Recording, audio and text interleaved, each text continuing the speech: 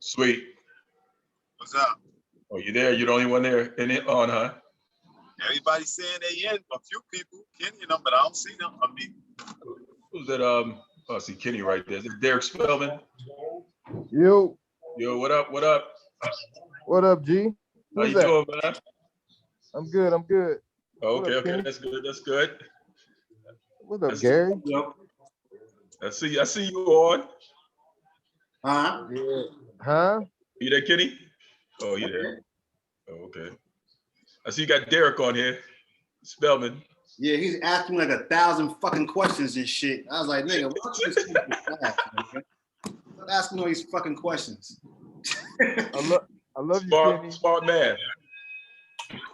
He ain't that smart though, so don't give him that much credit. Wow. What up? What up? What up, people? All right. I'm gonna take all Kenny's insults because I need to pick his brain, so he can call me whatever he wants. I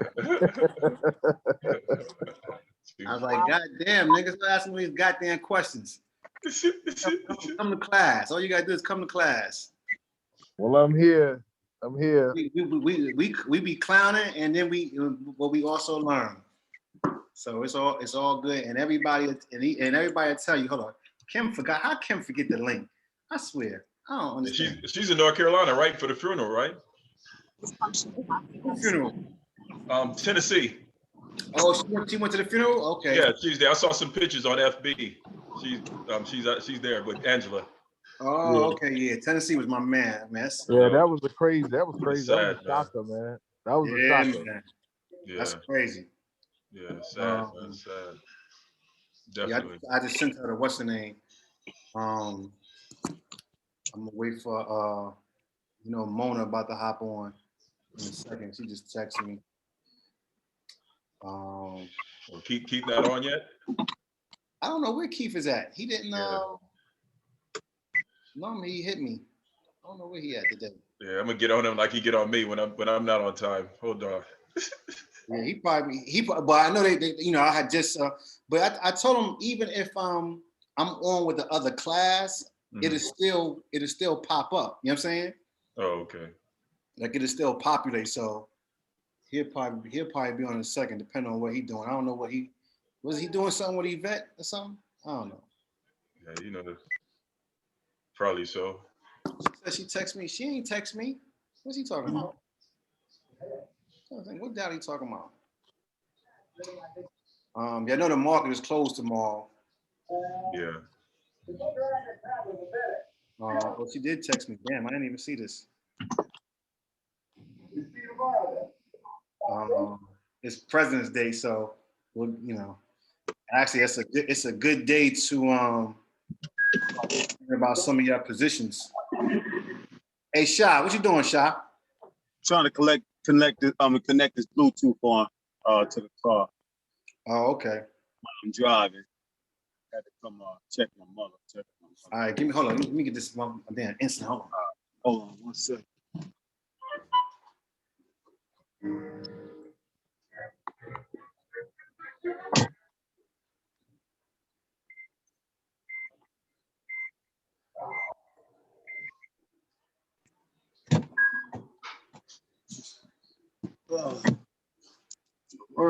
Won't connect. So it's Bluetooth.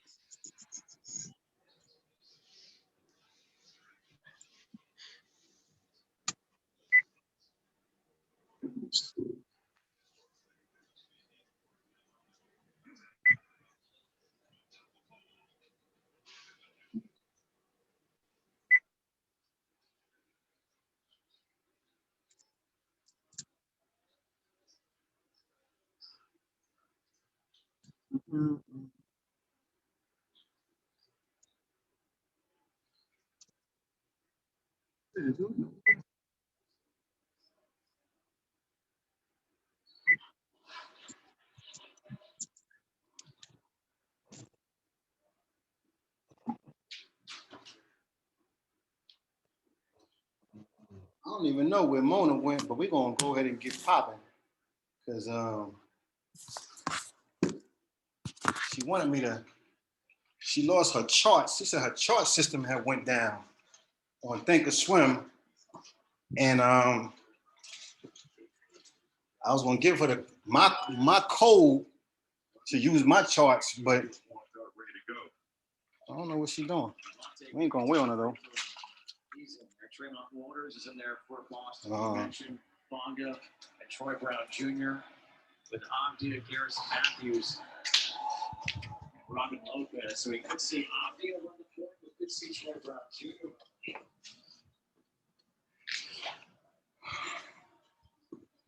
Matthews looking for his first points today.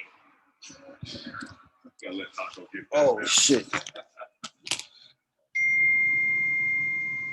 Comes to this part of the game. Who's that? Carson Edwards off the glass. There's Taco Fall. I ain't gonna put that other screen up.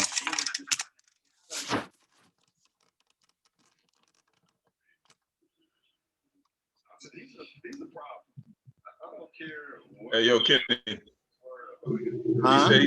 He say he has house chores. He'll be a little late. I just gotta go like this. And tell me he got to wash dishes and take out the garbage first.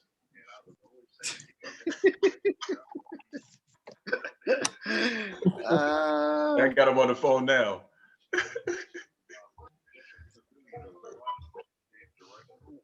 He just texted me.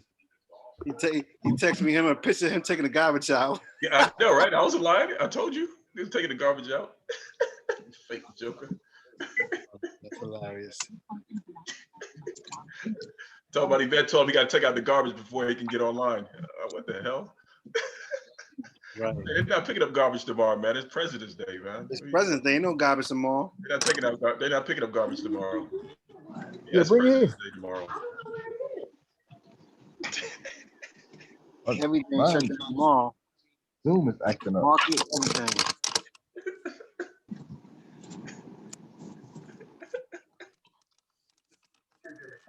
Gotta pull up this other chart, but I don't know where the fuck is that.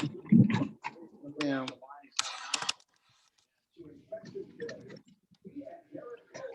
How you do this week, Sha?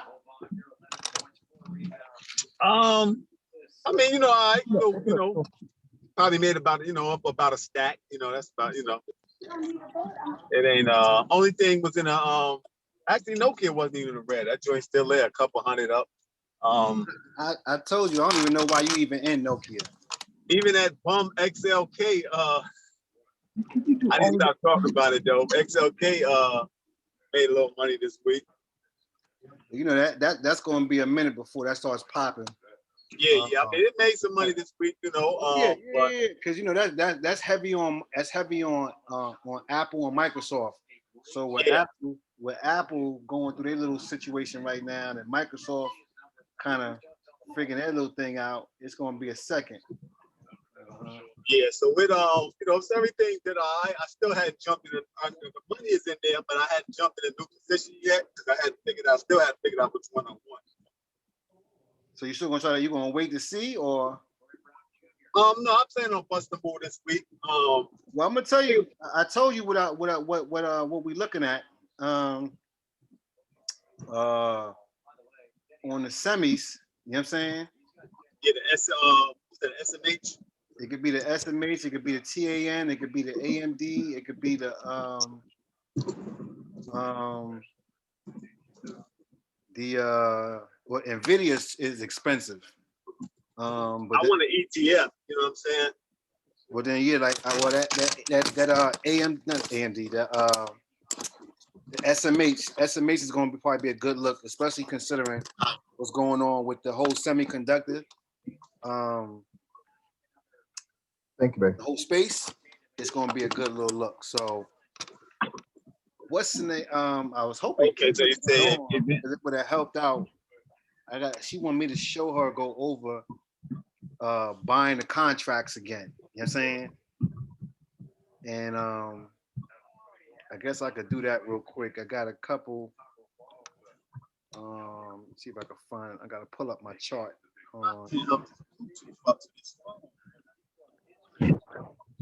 what I can do is, this is what we could do. I'm gonna do that real quick while I got you on the phone before they get on. We'll look at some ETFs. Because I got my watch list of ETFs, Okay. and we'll look at which ones are probably poised to kind of start moving. Yeah. So that we can or you can figure out, and we'll look at the strike prices. You know what I'm saying? That's dope. Yeah, that'll work. Trying to get this. I got my iPhone my iPhone a Bluetooth to the car, but this Galaxy won't for some reason. So I'm trying to pick y'all up on the iPhone and want to do it. But anyway, I can hear a little bit. I'm on. Let me see something. Let's do this.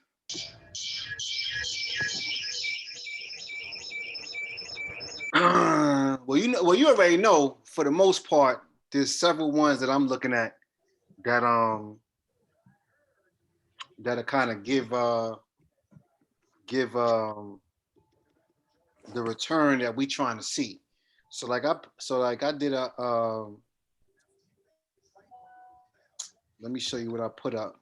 I put it up in the group the other day, and I'll go over it real quick. So let me see something. Let me do this. And we'll go to here.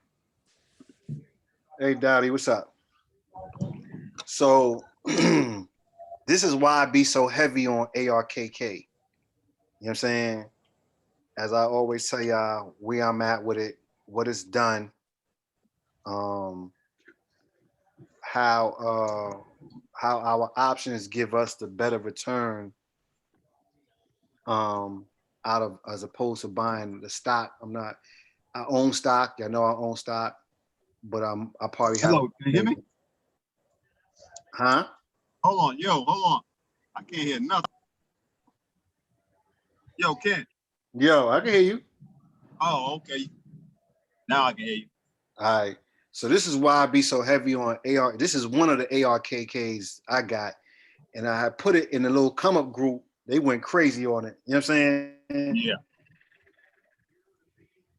As you can see, I'm up 2,500% from the time I bought it. And I mean, just as a whole, how it moves, it gives us the rate of return. It's kind of like, I tell y'all, we doing different math. We just doing something totally different. Where people are just, if they happy with their little 2% in the bank and they little 20, 40, 50% returns on a stocks or whatever, hey, I'm not knocking nobody, but we on some other shit. So hey family, Kenny, when did you get that? Friday. What? There go the bully. When did you buy that ARKK option? I told you I bought it August the 13th. I didn't hear that part. So you got this in August. Okay.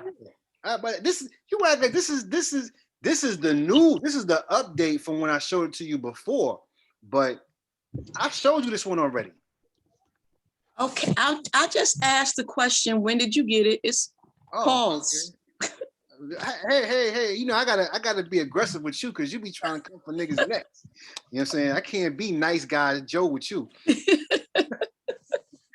It's love day. I'm nice today. It's a love day. Hey. Hey, speak for yourself. So we spread, so we're gonna spread love today. That's good. Yeah. So Sha, I was telling, we was going over, I was telling Sha, he's looking for an ETF, right? So in the plays that we have, he knows, everybody, we all know we are ARK heavy, you know what I'm saying? But there are other companies that are also doing well. I'm gonna go over some of those real quick, and possibly look at some of the options that are available in some of those. Now, you want something that's going to have a significant upside potential, correct? All right, cool. So this I got my indice ETF watch list. And to be honest, when I don't know if you seen the tag when me and Mona was talking, and I was talking about the ARC on in our group meet, and I said I've been eyeing that Q and that F. Mm-hmm. Let me pull up F. So let me pull up F. I got it in F. Oh, you bought it? Yeah. Oh, good for you. So this is the chart. This is the yearly chart. Oh no, this is the hourly. Let me just pull up the yearly. This is the daily year chart on ARKF. Oh, you driving? You can't even see the chart. And you on mute. I need you to get your life. Yeah, I'm looking. How you gonna look? We need How to you looking and you driving? stay on the road, brother. Hey, y'all the state troopers or what? Okay. Okay. Yeah, I'm just saying, bro. We hey, drive safe. Be careful out there. No doubt, but I'm listening. I'm trying to, I'm trying. Okay. Nah, I ain't gonna go crazy though. I'm trying to peek, if I can. If I can, I can. So But I've been this is the chart for ARKF. And it has hold on, let me see some. This is cool. As you can see, well, F is fintech. So I'm not sure if everybody understands what fintech is. Fintech is financial technology. So it basically deals with the technical side of finance work, banking. You got your companies like Square, PayPal, which we know Square is on. Well, Square and PayPal are on a tear right now. It's all dealing with digital wallets. So anything digital currency, that's fintech. So it's about to make a move. So let me you see I started charting it and then I got sidetracked. I was doing something else and I stopped. But look at the volume. That's what we want to always look at. I always tell y'all price volume is always, they go hand in hand, right? If you see heavy volume in buyers, then you know the price is going to go up. And if you look at the price volume chart right here, the average daily volume. Now check this out. We'll go to Friday. This is the daily chart. The average daily volume is 2.2 million. Well, Friday it was 4.6. So we know a bunch of, and you can look Friday, Thursday, Wednesday, Tuesday, Monday. All last week was all nothing but exceptional value buying. You know what I'm saying? So whenever you see buyers in the market, we know what's going on when you see buyers in the market. We know that stock price is going up. You know what I'm saying? Who's that right there? That's Kessler. Kessler, what's up, baby? What's up, Edge? So we know that ARKF is going to be a good look just because we see this right here. You know what I'm saying? A lot of money going into fintech. So, and we already know how Kathy Wood, how she get down. We big fans here for Kathy. She has been exceptional in the active trading ETF space because that's what she does. It's called active trading. Her and her team have given us great gains. Great. So Yeah, just with yeah. that one, Kenny, I got in there on the 9th, Which one? the FinTech Oh, so the 9th of what? of February. I just got in there on the 9th. Oh, so you got in there last week. So what was that, Yes, Monday? I just jumped in there and it's up 140%. Hold up. You got it on Tuesday and it's up 140? Yes. Wow. Well, you got some money. I don't want to hear you ain't got no money. Right. I ain't got it. You see, Yeah, hold on. Damn it. Hold on. I need to understand. You got Wait. in there on Tuesday and it's Hold up on. 140. Wait, let me be sure because I just had this conversation with somebody else. Hold on. I need you to be sure because I'm not seeing. Let me see. Tuesday, it was at $59, and it only went up $4. Not to say that it can't do that, but I'm just saying. Yes, I got in there on the 9th. Wow. I got in on the 9th and it was 70. I paid 75 cents. Oh, so what strike you at? What's your expiration? No, I do July. I ain't go all the way out. I just did shorts. No, July is good though. I did That's July. I'd have picked July. So you add So let's look at this. Let me hold something, Mona. Let me hold something. So you did a July 90? Yep. Wow. No, I did July 85. Oh, you did an 85. Mm-hmm. Yeah. And you up 140? Hold on. You ain't tell us you was about to hop in the F. I put it in the chat. I said, "Is anybody in ARC F?" And nobody was like, you ain't say you was buying it. You ain't say you was telling us you're buying it. I was leaving it until today. Yeah, I hear that bullshit. Yeah, I hear this bullshit right here. That's what's up. That's gangster right there, my nigga. But I gotta get strong. I just jumped. I don't even know why I jumped in it. It's just because of Kathy. I didn't buy a lot. How many contracts you get? I got 8. That's a lot, nigga. A lot. You talking about you ain't get a lot? I didn't get a lot. I need to go. That's not a lot. Yeah, you got because yes, I'm saying it was only. Listen. It was only 75 cents, right, Mona? Yeah. So why you saying just buy 10? I see. That's what I'm saying. I don't know. You really could have got 20. I know. I didn't. I was just testing the waters. You could have got 20 for 1,500, my nigga.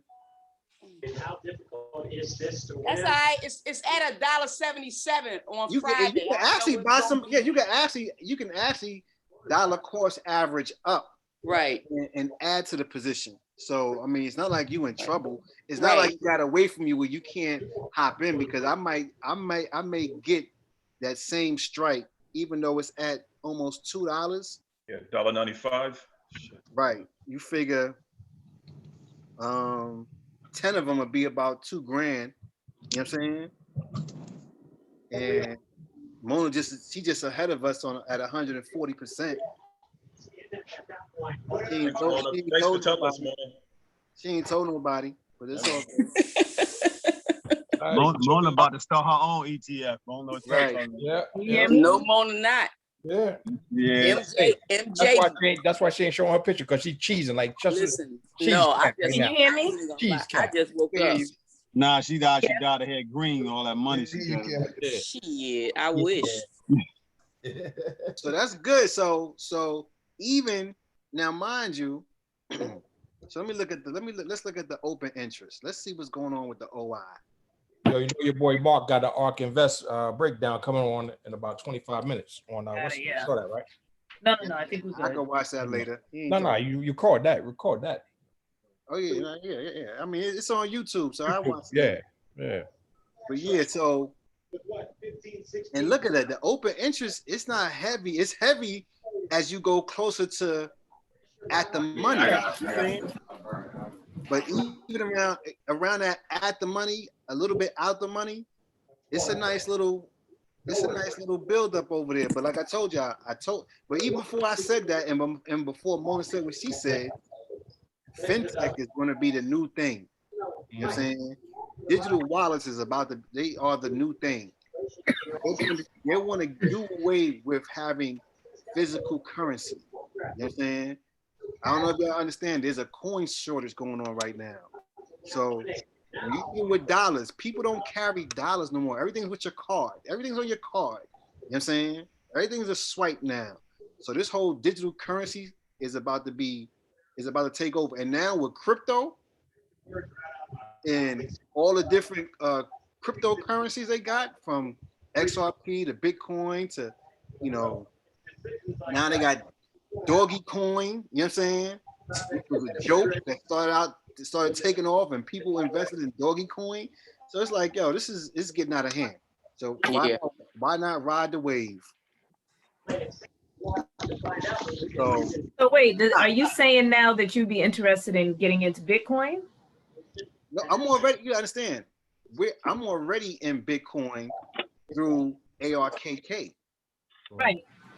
Oh, okay. All right. So my exposure now, I don't own Bitcoin per se, even though I'm on Coinbase and I'm in XRP, which has been nothing but trash. But I just tip my toes in the water. But my exposure to Bitcoin is through ARKK, and I have 4 of those. I got 4 different positions. So that's to me. And my man, he told me when Bitcoin was at 15, 18,000, yo, you better hop on us. And right now, Bitcoin is about what, 47, 48,000? 47, 8. It hit 50 something at one point. Right. It's supposed to go. They said it's supposed to go to 130,000 by the end of the year. Yeah. So, I mean, I just don't. Right now. Me personally, I don't understand it enough.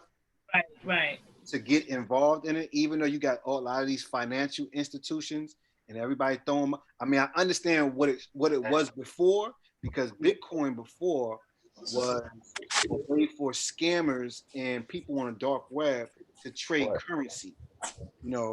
Drug dealers, big drug dealers, they traded currency because there was no transaction recorded. You know what I'm saying? And people buy Bitcoin because there's just a processing fee. You don't pay taxes on that. So that money goes up. Guess what? You take it out, that's your money. It's not like you got to pay the government 37% of capital gains. You know what I'm saying? So that is an attraction for people who are wealthy, who can afford Bitcoin. But if you go through like a Coinbase or another chain or another blockchain that trades Bitcoin, you can do fractional parts of it, buy pieces of a Bitcoin. So because they're only like, how many Bitcoins are? I think there's only like 1,000 Bitcoins. I don't even think it's that many. But there's only a certain amount of actual Bitcoins, but you can invest into it through the blockchain platforms. So, but yeah, we do have exposure through ARK, because ARK does invest in Bitcoin. So, and because Bitcoin has gone up so much, that's why your ARKK has gone up exponentially.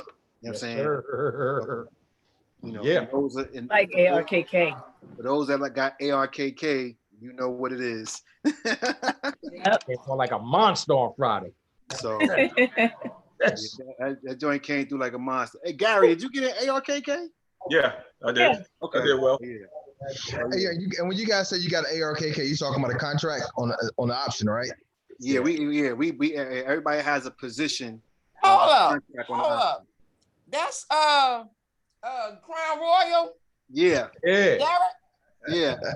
Hey, Derek Spellman trying to get in here. Let me Where do you find come from? Mars. Hey, this motherfucker was he asking me 1,000 questions every fucking other day. Nigga, why don't you just So I'm new to this. Like, I'm really new to it. We're all new to it. Well, I'm with you, Derek. I'm new to it too. Right. So a lot of what Kenny's talking about right now, I'm still like, I don't know what the hell he's talking about, but I'm gonna get into all of that. I'm gonna get in. Yeah, I got you. Like, one of the questions I asked him last week, what is an ETF? Right. So now we're talking about ETFs. Like, I didn't know what the hell ETF was. And I'm still not quite so sure, but I do understand kind of that a lot ETFs sort of hold a lot of other different companies, for lack of a better word, or stocks or whatever. So you invest in ETF, right? And because it's a collective almost, right? For lack of a better word. Right. Give or take, give or take. But you Right, can right. I can give you the textbook textbook definition Yeah, give them a glossary. Get them the glossary. of that's why, you know what, I don't even think I sent Dowdy the glossary. Got the glossary. I don't have a glossary. Okay, I'll email it to y'all, and these are some terms that you need to become familiar with That in your trading journey. You know what I'm saying?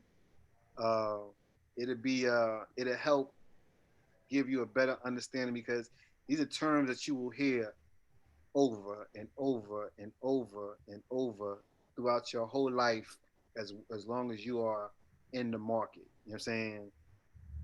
So, Derek, for you, an ETF is basically a collection of securities such as stocks that tracks an underlying index. It can be in any industry, sector, various strategies. And each ETF a lot of brokerage houses, they created these ETFs in order for a way to attract more clients who wanted exposure over various companies in a certain industry or sector. You know what I'm saying?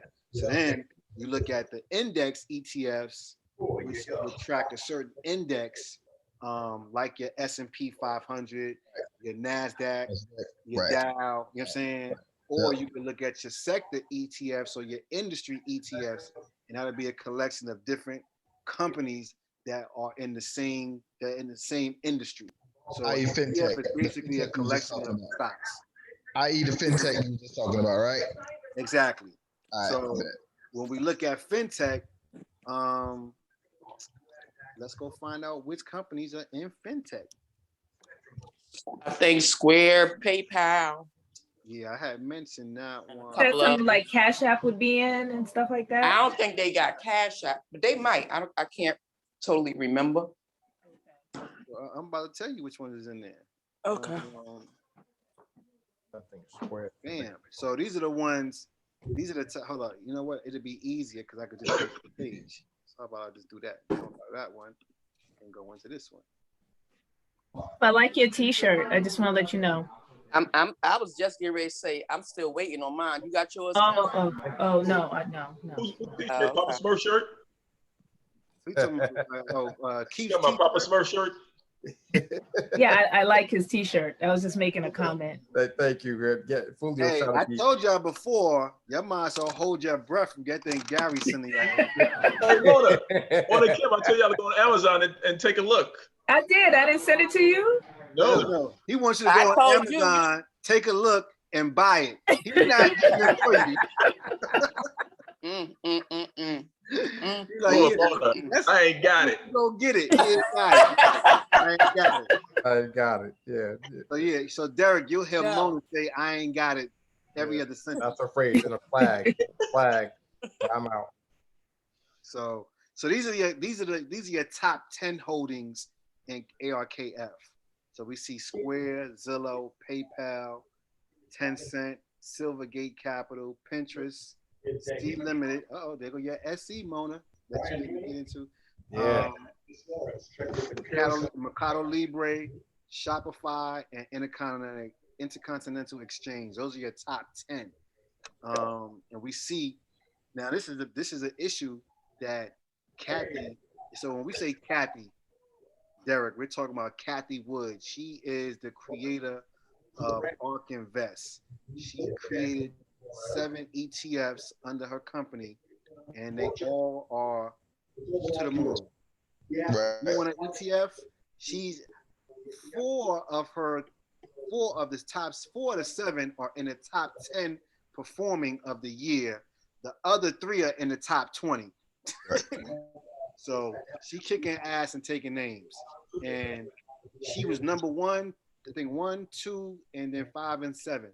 Anyway, her number 1, she returned in the stock was 170% return last year, 2020. So that's just to give you an idea. Like she's a beast. So she a beast. She's a beast.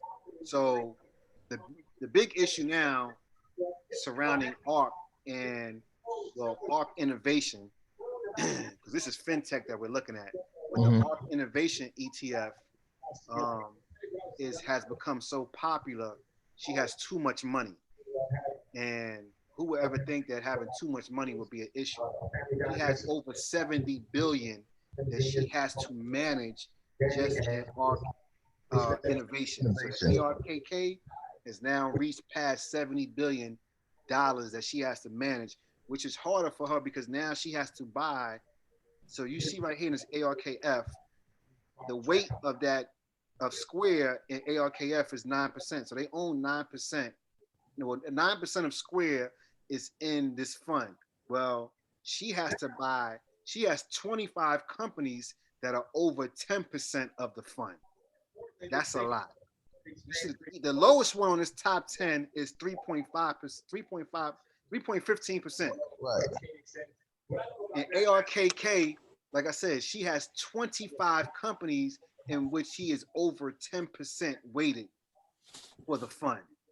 That's a lot that she has to manage because she has so much money. She got to buy so many shares. So you see here on Square, 1.5 million shares, right? And that's only 9%. So we could go. I can go to. Let me just go over. We'll go back to that later. I was going to go to ARKK so that we can see what company she's invested in, even though they change daily, because she bought. Because like I said, it's an actively traded ETF, and actively traded means they buy and sell every day. But this is what's in ARK. This is what's in ARKF. So for those that don't want to be in a bunch of these companies, it's always good to look at an ETF that has done very well, and then you look at their holdings if you want to pick an individual company. Right. So let's say you want to be in an individual. I don't want an ETF. I want to be in an individual stock. Okay, if we want to be in a stock, we'll find out what stocks are moving by looking at who was the best performing ETFs and looking at what they hold. So that's a good indication of seeing if you want to buy an option or you want to buy the stock. You can look at some of these stocks that they hold and look at those as good companies to get involved with. So these are the ones that ARKF have. And like I could tell you, Square, I have a contract on Square. I bought the contract mid-January, and I think I'm up 100%. Yeah, but you will tell Geico to protect them. Something goes wrong, they cover it. What do we have? I got the TV loud as fuck. Somebody got loud ass TV. Yeah, that's me. Lemonade Geico commercial. Yo, I had PayPal like 6-7 months ago. Damn, I hate I sold it. Right. So damn. I mean, PayPal, if you'd have sat with it, it's taking off crazy. Yeah, man. So yeah, that would be something to look at. But yeah, ARKF and ARK. What was the other one we said, Mona? Q. And I want to say ARKQ. NW. Well, you know, I'm in W. What's W? I had W too. so let's go to what W is. So we'll go to the top. So if you go to, let's go to the overview. Can't win everything. I can't win everything. I got to stop thinking like that. Can't win everything. So this is the list of all of the ARK funds that are actively managed. So you got ARKK, which is your ARK Innovation. You got ARKQ, which is Autonomous Technology and Robotics. You got ARKW, which is Next Generation. ARKG, which is Genomic Revolution. ARKF, which is FinTech Innovation. I'm in G, W, K, and I'm in another one. Oh, I got 2 Ks and a G and W. So I'm looking to do Q and F. Probably F, because I like how this FinTech is moving. But yeah, we was gonna look at which one we was gonna look at? Was it Q or W? Q. Q. Let's go to Q. Q. Technology and robotics. So y'all know everything with this artificial intelligence, electric vehicle space, and Badal. Well, you know she heavy on Tesla anyway. Heavy, You know what I'm saying? rotation. Tesla is probably in every one of these motherfuckers, but Tesla, Vital, Trimble, JD.com, Deere Company, Kratos Defense and Security, Materialize, Teradyne, that's my joint. That shit went on a tear this week. Alphabet, which is Google, right, and NXP Semiconductors, which is interesting because NXPI, which is what that is an ETF. So it's an ETF in an ETF. Wow. But yeah, them joints been on like this. That Teradyne on fire this week. What company is that? Teradyne.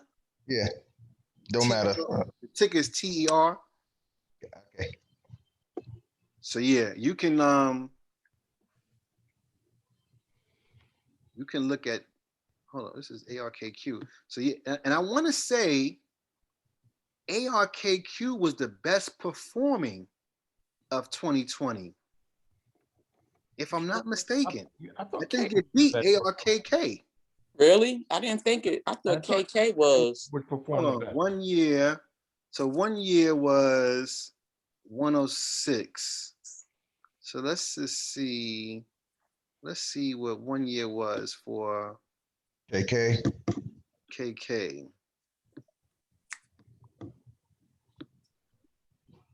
Well, nah, that was 152, but KK wasn't the best one. Let me see KW. You mean tell me KW was higher than KK. I wasn't the best one, and I was making moves like that. Yeah. Shit. That's what it was. So KG was the highest returning at 180. Damn. Shit. So y'all already know. Yo, scroll down, see what's in KG. Go scroll down what's in KG, bro. Yeah, I'm in KG. Teledoc. That Teledoc is a beast. Teledoc. You know, Teledoc bought Livongo. They do all the telemedicine. You know what I'm saying? Right. So this is like I said, with all of this COVID pandemic cell therapy going on right now with these biotechs, KG is why this shit did 180% return. And these are just the top 10. You know what I'm saying? Right. She probably got other, smaller percentages in 100 other companies that's on this list. These are just the top 10 holdings. You know what I'm saying? So you got to look at it where, you could do individual stock or you can just do the ETF. But, we ETF and we love Kathy around here. So, hey, I'm going to ride with her till she's proved me wrong. And this is Kathy's joint, right? ARK is Kathy, right? ARK is Kathy. Anything ARK Invest is Kathy Woods. You hold that for a second. I'm actually just snapping pictures. Damn. All right, my man. Thanks. So you can, like I said, I'm in ARKG, and this is doing. I think I'm up maybe 800% to date. Right. And I got in it maybe October, the end of October, beginning of November. I got in it, so it's about 800%. I'm a little over 800% return. Yo, Kenny, can we take one of these, right? Pick anyone, doesn't really matter, and then go to Thinkorswim and look at the options and. I'm about to do that. That KG I'm gonna look at the option on ARKF. $24. Okay. $24 back in March of last year. Now it's at 112. That's the KG. For what? G? ARKG. Yeah. And mind you, like you said, it's only at 112. 112. So imagine where ARKK is at 154. God. So just imagine the type of return that you could do with not just the fintech, but in the genome space. Yes, sir. Because but like I said, I'm in CRISPR. CRISPR ain't even on this is not on this list, but she's in another ETF. I want to say ARKK, she has CRISPR, which is heavy in the genome space. You know what I'm saying? I own the stock in CRISPR, and I didn't buy a contract because I'm in several ARKs. You know what I'm saying? So I'm a big fan of ARK. It's been, like I said, it's been my biggest return to date. And so I'm always team Kathy over here. But so let's go to the contract, to the chart. Only thing about her, a lot of her contracts don't go out that far. Well, in ARKG, I think the ARKG only goes to September. And we could we'll look that up too. Like, so with this one right here in ARKF, we go out to January 23. So we could do a 2 year on this. That one is fine. You know what I'm saying? You could do a 2 year if you skeptical, if you don't want to do a something closer. But you can do a 2 year if you want to just sit and forget. Do the 2 years. So Sha, you would be amongst this January 21 or 23 crew. You know what I'm saying? Yeah. So even now, and this might be right up your alley, because even at the 85 or 90 strike, we're looking at $4.70 or $5.50. Okay. And that's the what, 22? That's the 22. So if I go out to 23, January 23, look at that. Look how I jump up. If I go to January 23, it's $9.90 or $11.30. So you could even do, 22. If you want to do the 22 or the 23, you just know, of course, the further you go out, the more expensive it's going to be. But for how you want to invest, a further out may work or not in your favor if you want to go 2 years or just that 1 year. You know what I'm saying? Yeah. I mean, the 1 year looks good because of the price. And at that $475.50, I may have to just hop on that just hop on it. You know what I'm saying? But okay. You can look at so you figure if you got 10 of the 550, 85 strike 22s, that's going to be 5,500, 5,500. Yeah. Okay. And so my thing is this: I always look at how far do I have to go to get a rate of return of 100%. So if I'm at 550 and it's worth 510, I have to go to $10.20 for it to be 100% return. So 100% return would be 5, 10, 15, 20. So if it goes up 20 points, you have 100% return. That's not a lot. So that's at 62 right now. They got to go to 82 for you to get 100% return. That's not a lot. That's not, because I did the 100 in a week. Exactly. You know what I'm saying? So, and it could be, it doesn't necessarily, and that's just hypothetically 20 points. It don't even have to be 20 points. You get what I'm saying? Because Mona didn't even go up 20 points for her to get 140% return. Okay. So ARKF is a 2 thumbs up over here. All right. Well, enough said. I jumped So anybody looking for an ETF to get in, ARKF. So now let's go to ARKQ. And let's just take a look at ARKQ. We'll start with so it only goes out to September. Okay. So even at the furthest strike point, which is at 145, if you want to go that far out of the money, it's at $2.20. You know what I'm saying? And the closer we know the closer you come to being in the money or at the money, that delta is going to be different. So I just had this conversation with the come up class right before this, and a guy asked me, he said, well, what's the difference in being out the money as opposed to in the money? And I said, the difference will always be is your delta and your gamma. So your delta and your gamma is the rate of return that you get per dollar. So for you, Derek, because you don't. I don't know. But me too. You should know this. We went over this. Hey. Stocks, you're not telling us. Yeah. Hey, Right. I need. Hey, let me ask you a question because we never talked about. Let me ask you a question, Mona, because I know I was only in a conversation over the chat, but never actually talking to you. When you had your 1,000%, I guess just on a different subject, how much did you see it go up in, like, whether it was 1 to 2 days? I know if you got 1,000, it was gradual, increase, but was it 1 to 2 days it just went crazy? Yeah, it did, because it was moving. That MJ was moving, and at first it was like, the 100%, the 200%, and then I wasn't really looking at it, but I would look at it, and it was moving. But that particular day, I don't know, it had to be like Wednesday, and I looked at it, it was 1,000%, and that's when I put in the chat, I'm at 1,000%. So it did. It I mean, I don't even remember when I got into MJ. Yeah. MJ, is that the weed joint? Yeah.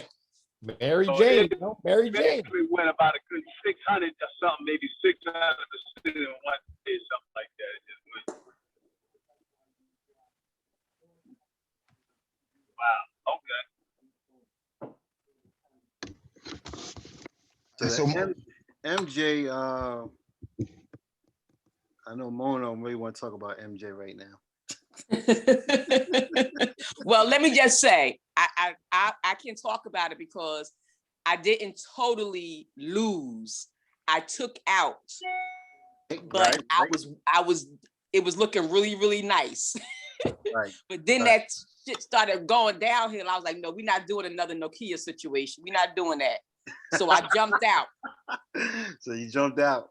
I jumped out. I left 3 in there. Got that parachute, and you was like, yeah. So Moni, was that on a stock, or was that options? Option. All right.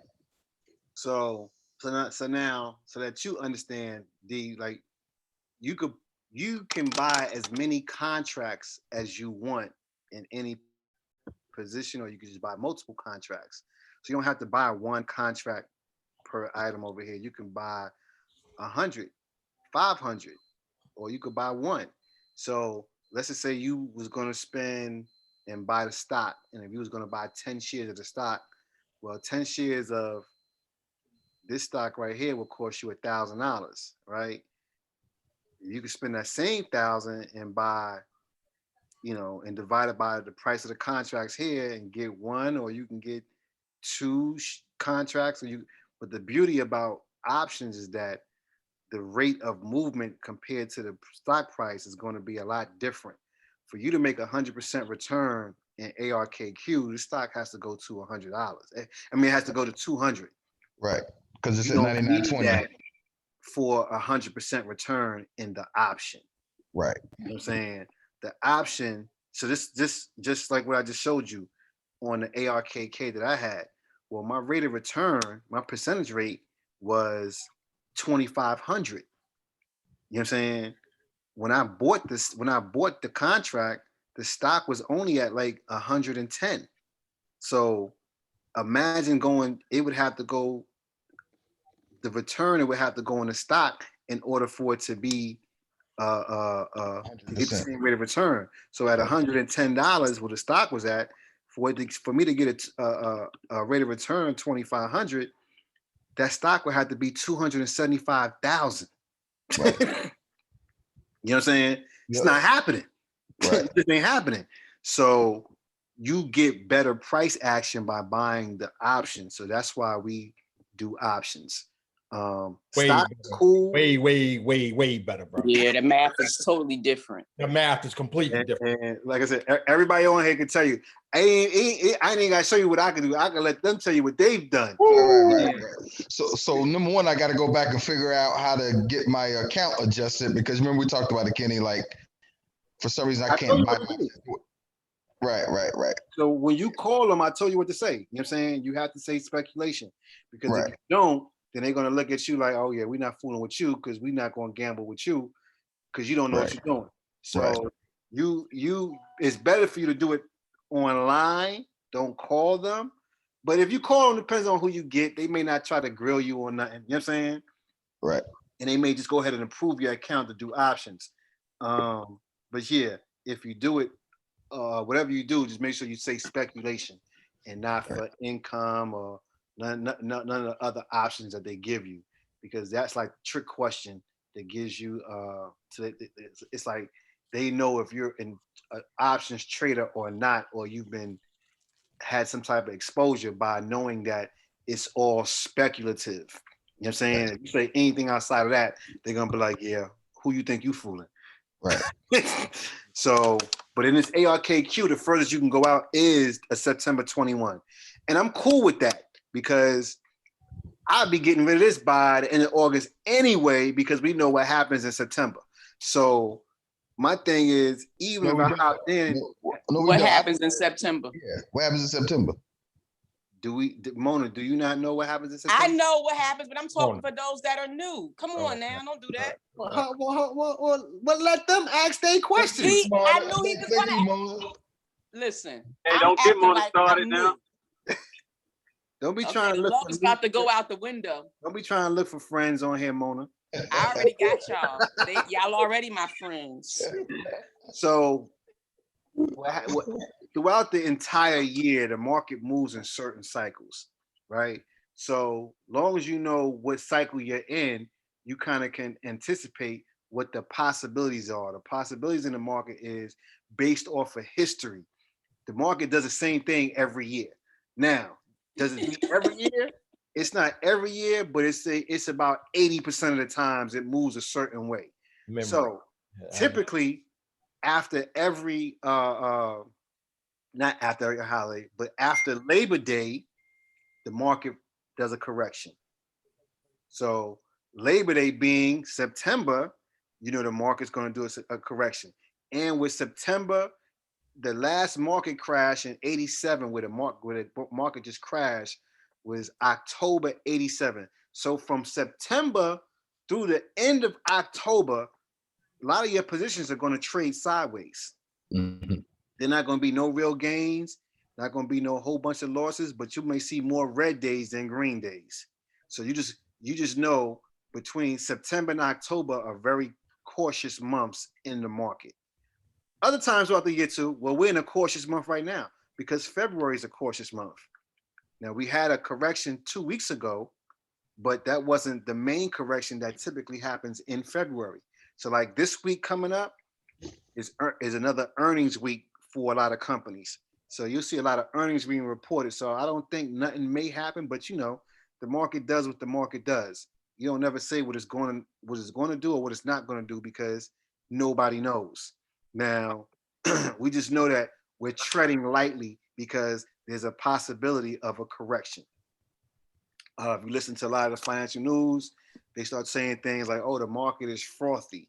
When they say frothy, they mean like it's too much upside potential. Stocks are just overvalued. They're times multiple earnings way past 10, 15, 30, 40, 50 times earnings, which is high for some stocks. Some stocks maybe, that's what they always been. So that's regular for them. But a lot of new stocks are priced higher than what they should be. So they look at that as being a lot of frothiness in the market, which is like, okay, well, it's time for it to cool down. It's running too hot.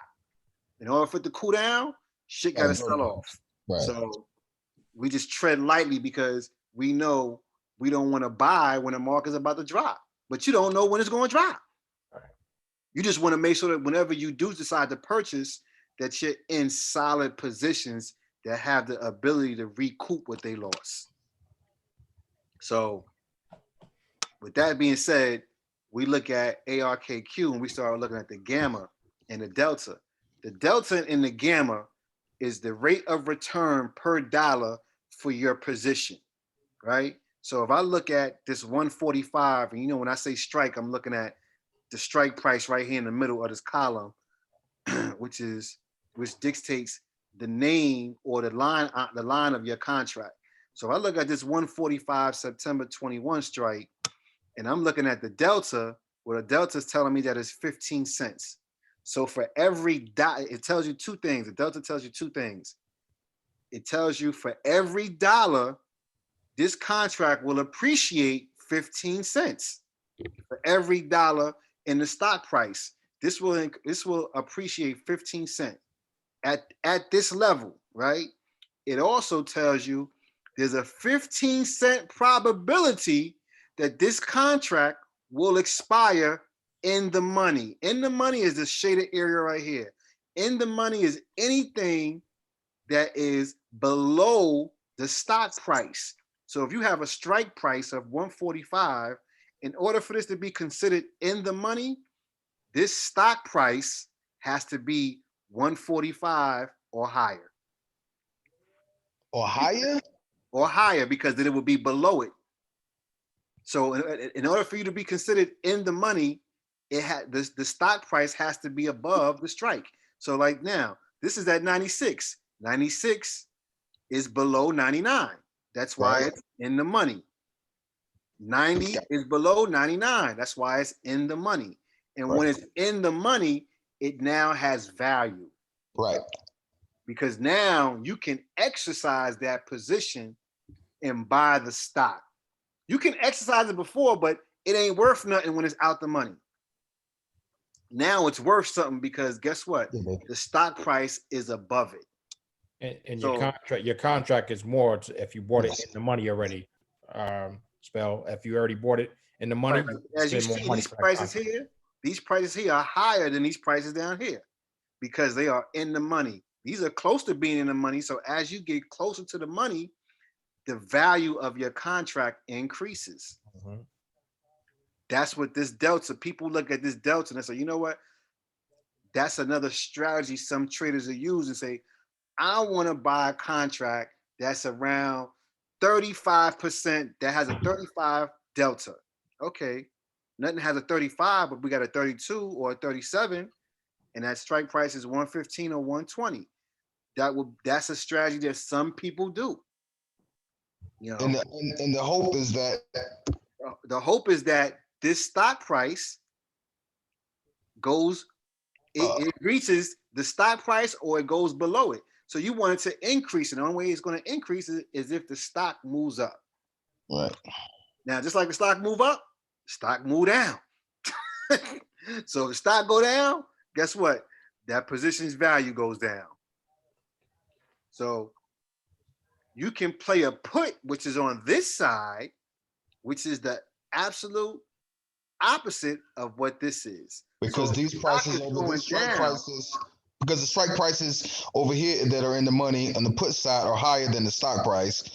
So you're betting that the stock price goes. You want to bet that the stock price goes down. That's when you buy a put or you short it. So if they say, if you ever hear the term short, all the basically time buying a put. You know what I'm saying? So when people say, oh, I'm shorting stocks, or like that GameStop, oh, I'm going to short GameStop, they're betting the price is going to go down. Because if the price goes down, right, the contract becomes more of value. So that 99.2 up top, Derek, if that bad would drop to 97 or 96, that's where it's going down. That's where you're looking on the put side. Yep. So the beautiful thing about options is, as long as you're on the right side of momentum, you can make money. And that's why people do options, because I can make money going up, I can make money going down. Mm-hmm. And it's all good in the hood.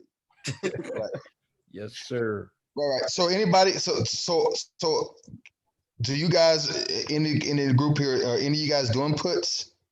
We do a push occasionally. I do them, but to keep it ain't been working out for me. Yeah, I got burned.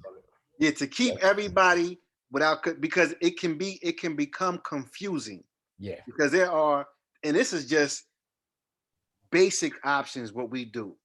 Like options can get very, very confusing when you start talking about the different strategies and the risk tolerance with options. They got all kinds of different graphs that it depends on what type of trader you are, that some of the tools that you would use or some of the strategies that you would use. To keep it simple, all you want to do is the stock to go up. Right. Or the stock to go down. If it's going to go up, let me buy this call. If it's going to go down, let me buy this, let me short it. You know what I'm saying? That's it. And if you don't want to deal with one or the other, I only want to deal with calls. I only want to deal with stocks that are going up. I only want to buy contracts that are going up.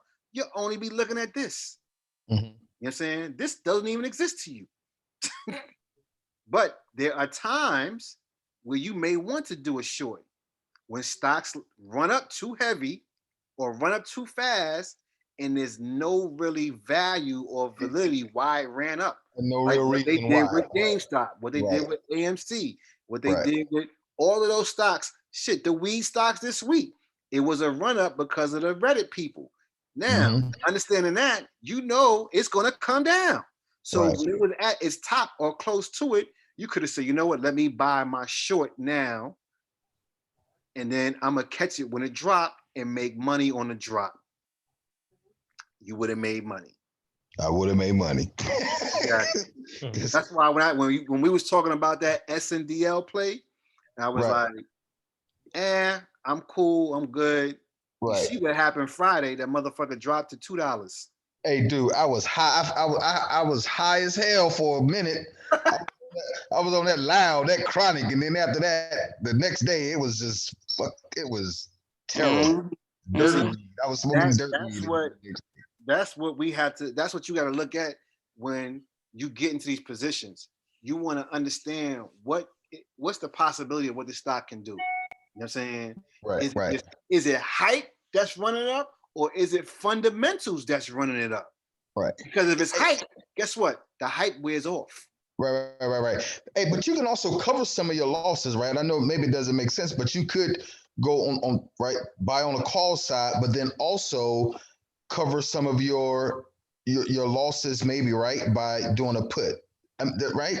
You can hedge your bet like that, like so. It's a strategy. It's a strategy they have called strangles and straddles, right?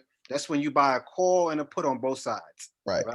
Maybe some at the same strike price, which is a straddle, at different strike prices, which is a strangle, right? So you can make money if you don't know what's going to happen and you want to bet both sides. You can do that. You know what I'm saying? And then once you bet both sides, whichever side works for you, you just say, okay, well, I'll just take the short. I'm losing money on the other side, but you're doing it on the premise that you make more money on the side that goes up than goes down. So I may cut my losses on.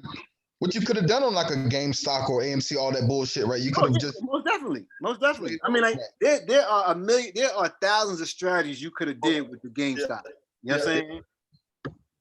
So you could have did multiple strategies with the GameStop situation and made money. But for people that knew, they knew, okay, well, when it reached that 350, that 400, oh, let me short it now. Right. Because what happens is if you buy too early, then even when it comes down, your contract doesn't appreciate as much. So you want to buy the short at the highest point possible, so that when it drops, you automatically start making money. Right. That's right. It automatically starts appreciation. Even if it only go down a couple of points, you are automatically making money. You know what I'm saying? As opposed to having to drop, come down so far. Now that was initially, you know what I'm saying? Because people were still buying into it. But there were people selling their stocks. Yep. There were people, you know what I'm saying? And as when you get more sellers than buyers, your price comes down. That's just what it is. You know what I'm saying? So just always keep that in mind. But the delta tells you the probability of expiring in the money and the rate of return that you get. Now your gamma is every $2. So if your delta went up 72 cents, on the second dollar, it's going to go up 73 cents. You know what I'm saying?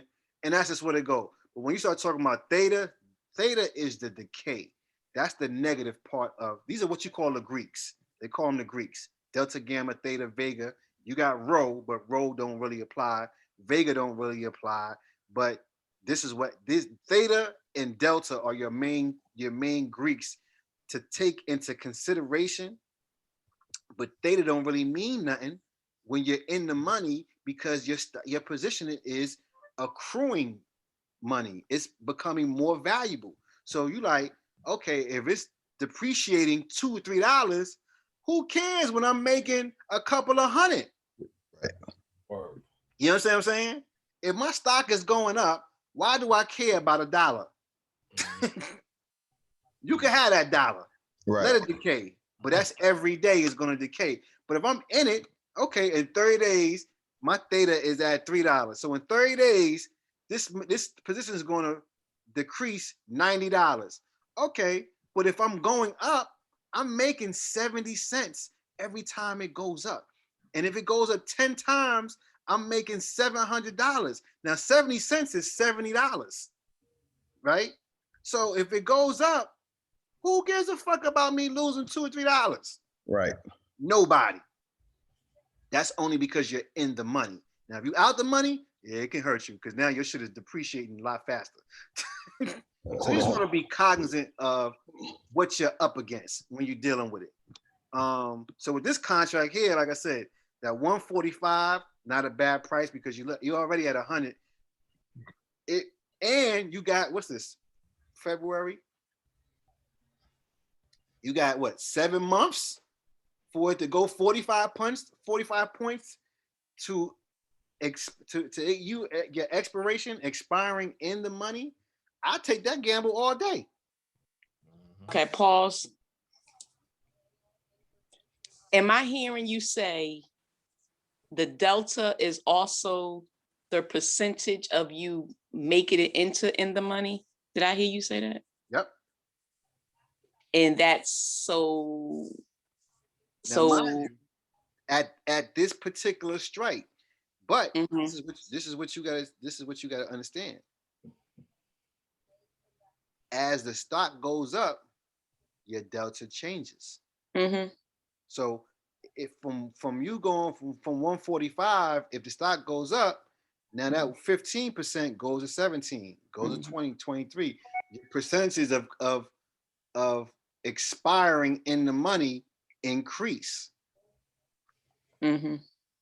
Now, this is not tried and true, solid 1000%, because and mind you, this expiration is September 17th, 2021. So this is just based off of where you at right now. It changes on a daily basis. So Kenny, why would anybody do that 15%? Right? Because that means there's a 15% chance that it ends in the money, right? Right. As of today. As of today. Right. So they would do that because one, their money is short and they want to get into the position, right? You still got 7 months to go 45 points or better for it to expire in the money, right? And you don't have to be in the money to make money. Say it again, Mona. Say it again. And you don't have to be in the money to make money. That's right. So I'm gonna get you a t-shirt for that. I'm gonna get you a t-shirt with that and do cutouts like old school. Right. So, and we say that all the time because if you bought this contract for $2.20, right? Yeah. The moment you buy it, it is now worth $2 because your ask price is always going to be higher than your bid. The bid is what you sell it at. The ask is what you buy it at, right? Automatically at $2. So you got to be at $4 to get 100%. Well, here we go again. 1, 2, 3, 4. 410, right? That's a 20-point move on this particular, according to this chart on this day, for you to get 100 points. For you to get 100% return, it got to go 20 points. We still out the money. You just made 100% return. And you still out the money. So you don't have to be in the money to make money. Bingo.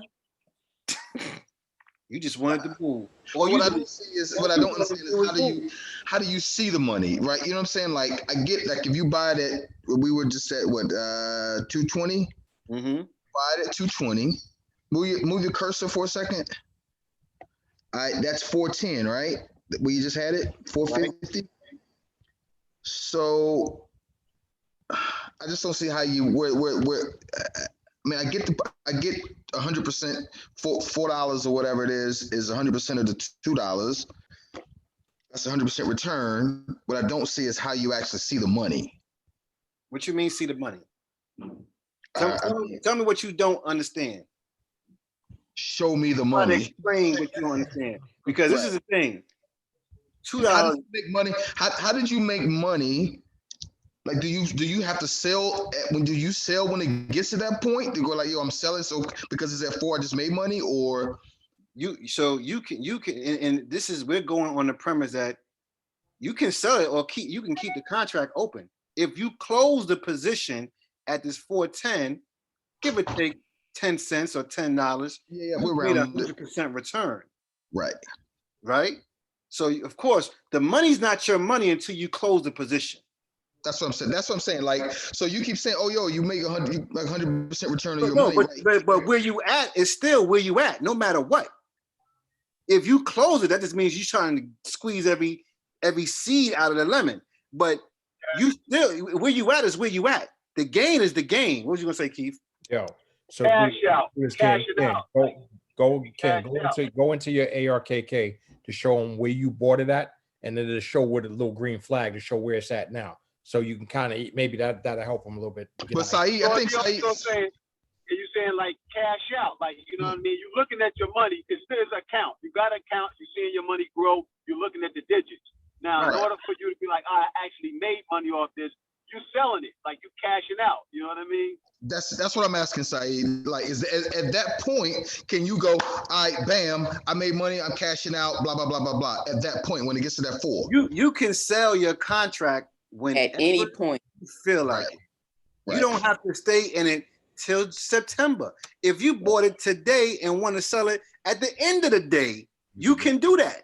Right. There's no time expiration. There is an expiration on the contract, but there's no limit of when you can sell. From the time that you buy it to the time of that expiration, you can sell anytime in between.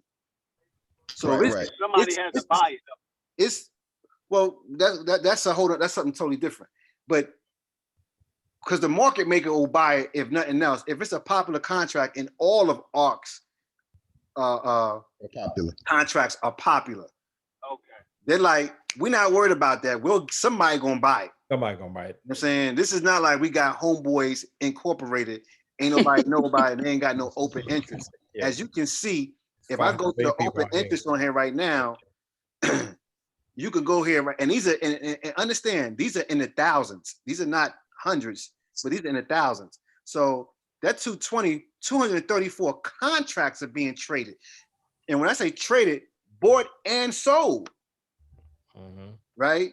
64,000 were bought and sold. Yeah. Because just like I'm buying a contract, I can also be selling a contract, which is something totally different. Oh, hold on. You know what? I'm showing you something not even on the screen. Hold on. So I guess I was just getting ready to say that. You're looking at a cloud in the air, but you know that cloud hits your account when you like when you sell it. Because as your contract appreciates in price, you see it on your account. It tells you the percentage that you're up. So if we went to this 410, it will say, okay, this is your gain, this is your P&L, right? This is where this is the price you bought it at. This is the price that the position is at right now. It will show you your daily gain, and it will show you your percent gain in your account. So okay, I'm up X amount, right? I'm up hold on, let me even better. I'm up.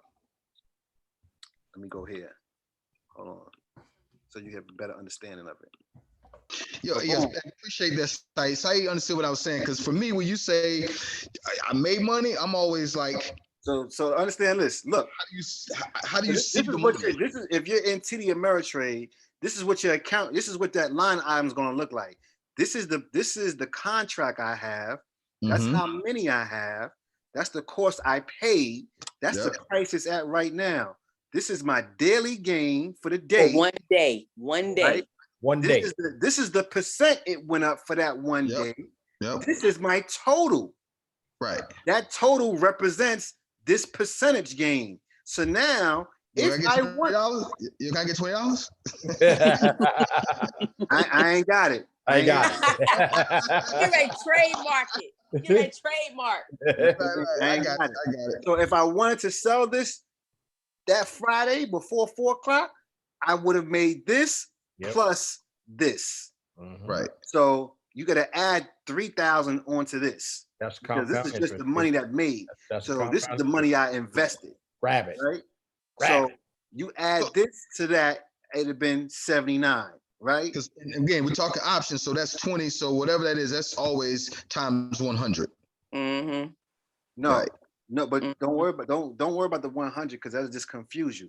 It's just 20 contracts. Which is $100, which is that's 100 shares per contract. You're right. You're right. Right. Got it. It's just that you're controlling it. Don't even the 100 shares you're controlling, throw that out your mind.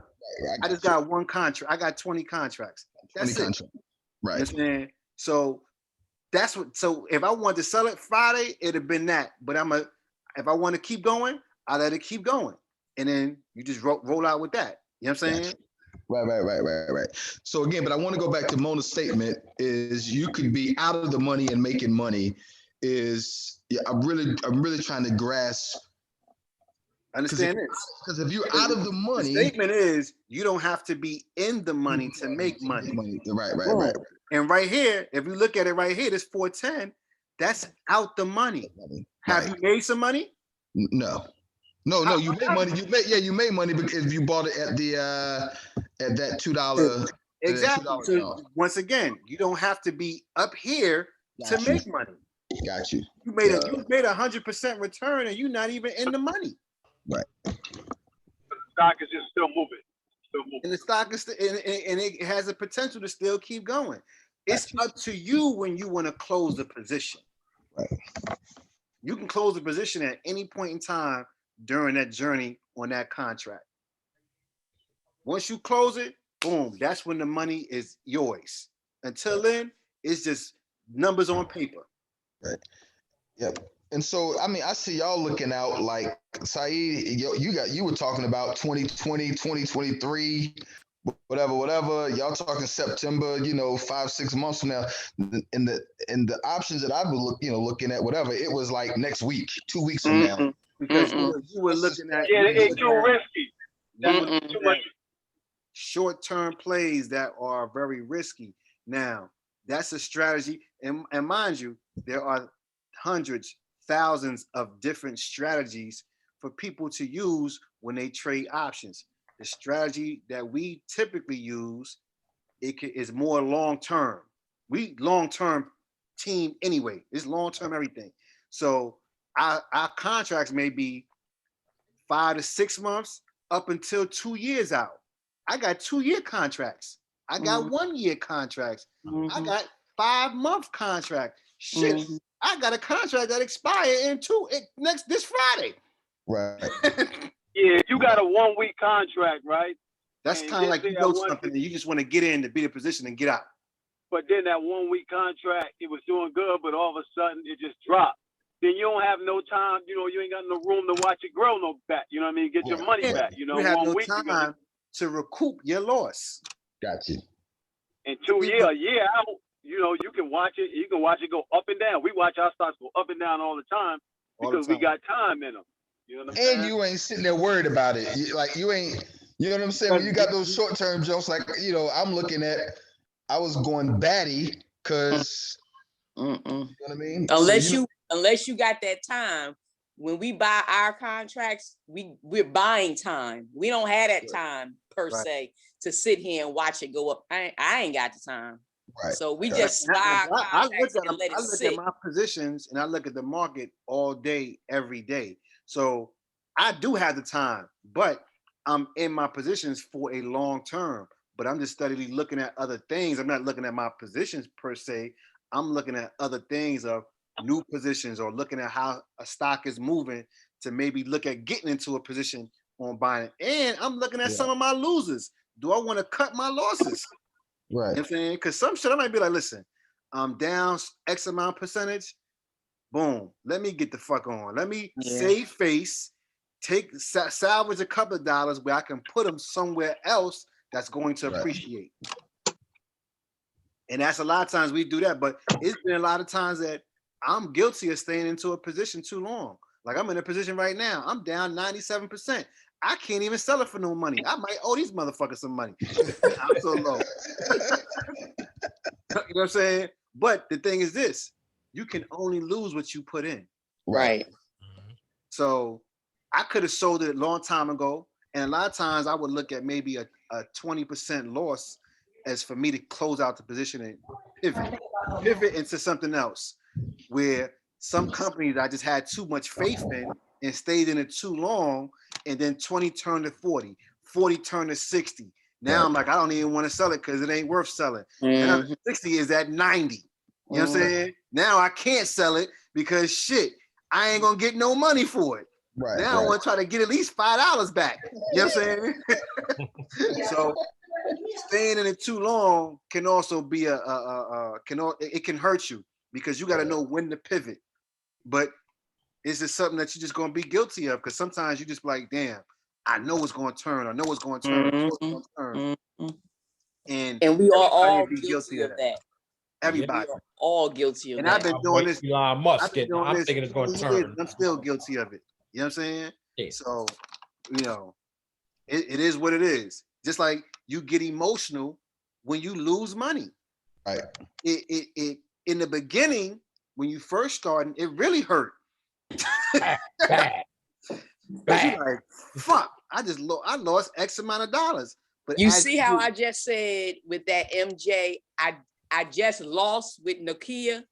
I'm not going down that road again. So you learn from your lessons and try not to repeat.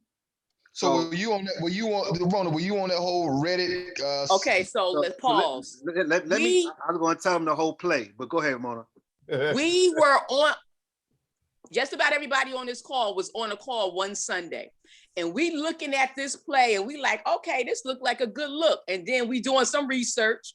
We like, okay, so Nokia supposed to be getting this contract with 5G and then sending people to the moon or Mars or wherever else they supposed to be going and putting 5G up there.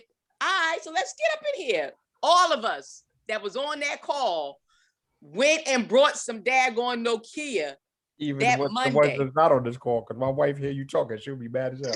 Quiet. Type it down a little bit. Let me turn my volume. And we had no idea that this was involved in that Reddit shit. But hold up. But I had an idea. Okay, so now you holding information. No. But what it was when you look at the open interest of the people that bought into it that day. Oh, you know what? We did see that. So much unusual activity. We was like, somebody knows something. Like, somebody knows something. Yeah, somebody knows something. Go ahead, Mona. And so that's why we jumped in. Now, mind you, everybody that jumped in made a gang of money that day, right? Them 2 days, sitting up positive 4,000 plus. Money. Right? Look, everybody was talking in the chat, right?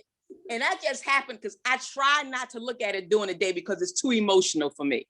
So I happened to turn it on. I had to wipe my eyes because my thing was like up 5,000. I was like, yo, I had to call Kenny. I was like, yo, you see this? And I was like, okay, so it reached my 500%. So I need to get out. I'm going to get out. But me and Kenny running our mouths and it started trickling down. But I was like, it's going to be all right. It's going to be all right. I woke up that next morning. Sick. And I only had like 1,000 in there. I was like, oh, snap. Right. That's not what you said. But I jumped in on the tail end of it, right? Like, so it was just nothing but lumps in my head, right? I was like GameStop, AMC, Nokia, BlackBerry. But again, like I told Kenny, I was playing with pennies because I don't know anything. So I only was putting in very, very, very small amounts of money just to play around and learn. You know what I mean? So, but I was getting lumps after that. Like, God, I was a day late, really. If I gotten in the day before, I'd have made a ton on GameStop. Well, Like I not, said, we made. Well, I ain't gonna say you was a day late. You might have been a couple of days late because when it was down to $14 and it ran up to 400, Right. shit. I came in the day after it was 400. I know you didn't pay no. Wait, whoa. Day after. How much did you buy stock for? Just I wasn't playing with no big money. No big money. So you paid $300 and some odd for one share of GameStop? Come on, Mona, you ain't gotta rub it in, yo. Like, Lord, okay, yeah. Welcome to the money team. We don't do stuff. We gotta have some type of reasoning behind why we buying something. I get it. That's why after what can he tell everybody since what I got on? Yeah, he's that Negro calling me every fucking day. After that, I'm like, nope. Hop into class, man. We just chop it up and you'll get a better understanding of the whole process and the whole market as a whole, because it's all about research. If you like doing research, you don't mind reading articles, you can make a ton of money. The more you earn, the more you learn, the more you earn. That's what we say. Yeah, like I told you, I'll be up at like 2 or 3 o'clock in the morning since our conversations. Articles. Exactly. You know what I'm saying? So I don't know what the hell. A lot of the shit I don't know what I'm reading. I'm like, I don't. That's why I need that glossary. I'm like, I don't know what that means. But we don't either. That's why we chop it up in here and be like, what does this mean? What is it saying? Whatever questions you have, trust me, it's somebody else that probably got the same question, but nobody wants to look like they stupid or they don't know or they holding things up. Listen, ain't nobody on here dumb. If you don't understand, it's not a crime to not understand. So that's the question.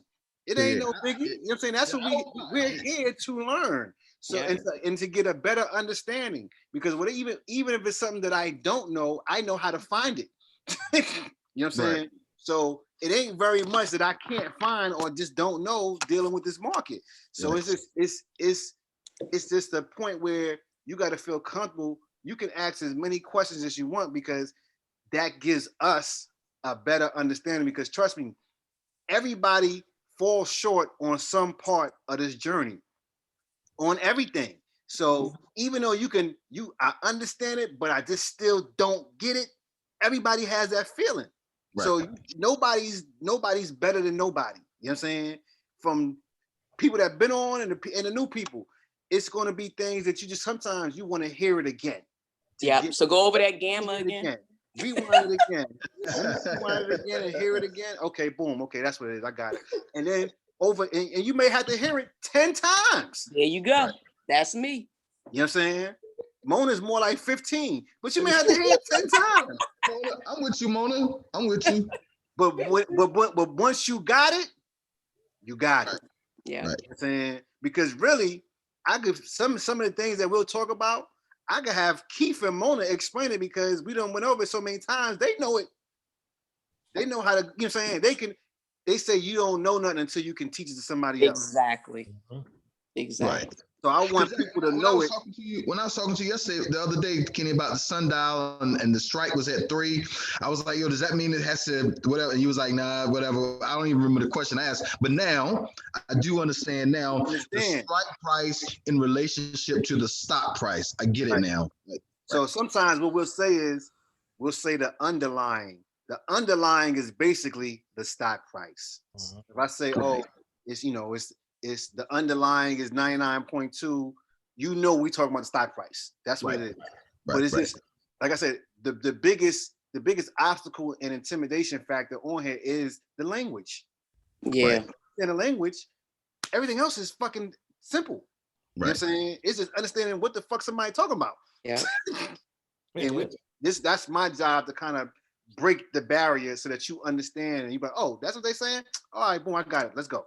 You know what I'm saying? And then we move on. So with ARKQ, it has a lot of upside potential. And then you look at where the stock is at right now, as far as the lowest strike on here and what that price is, that's 53.20. You know what I'm saying? So imagine.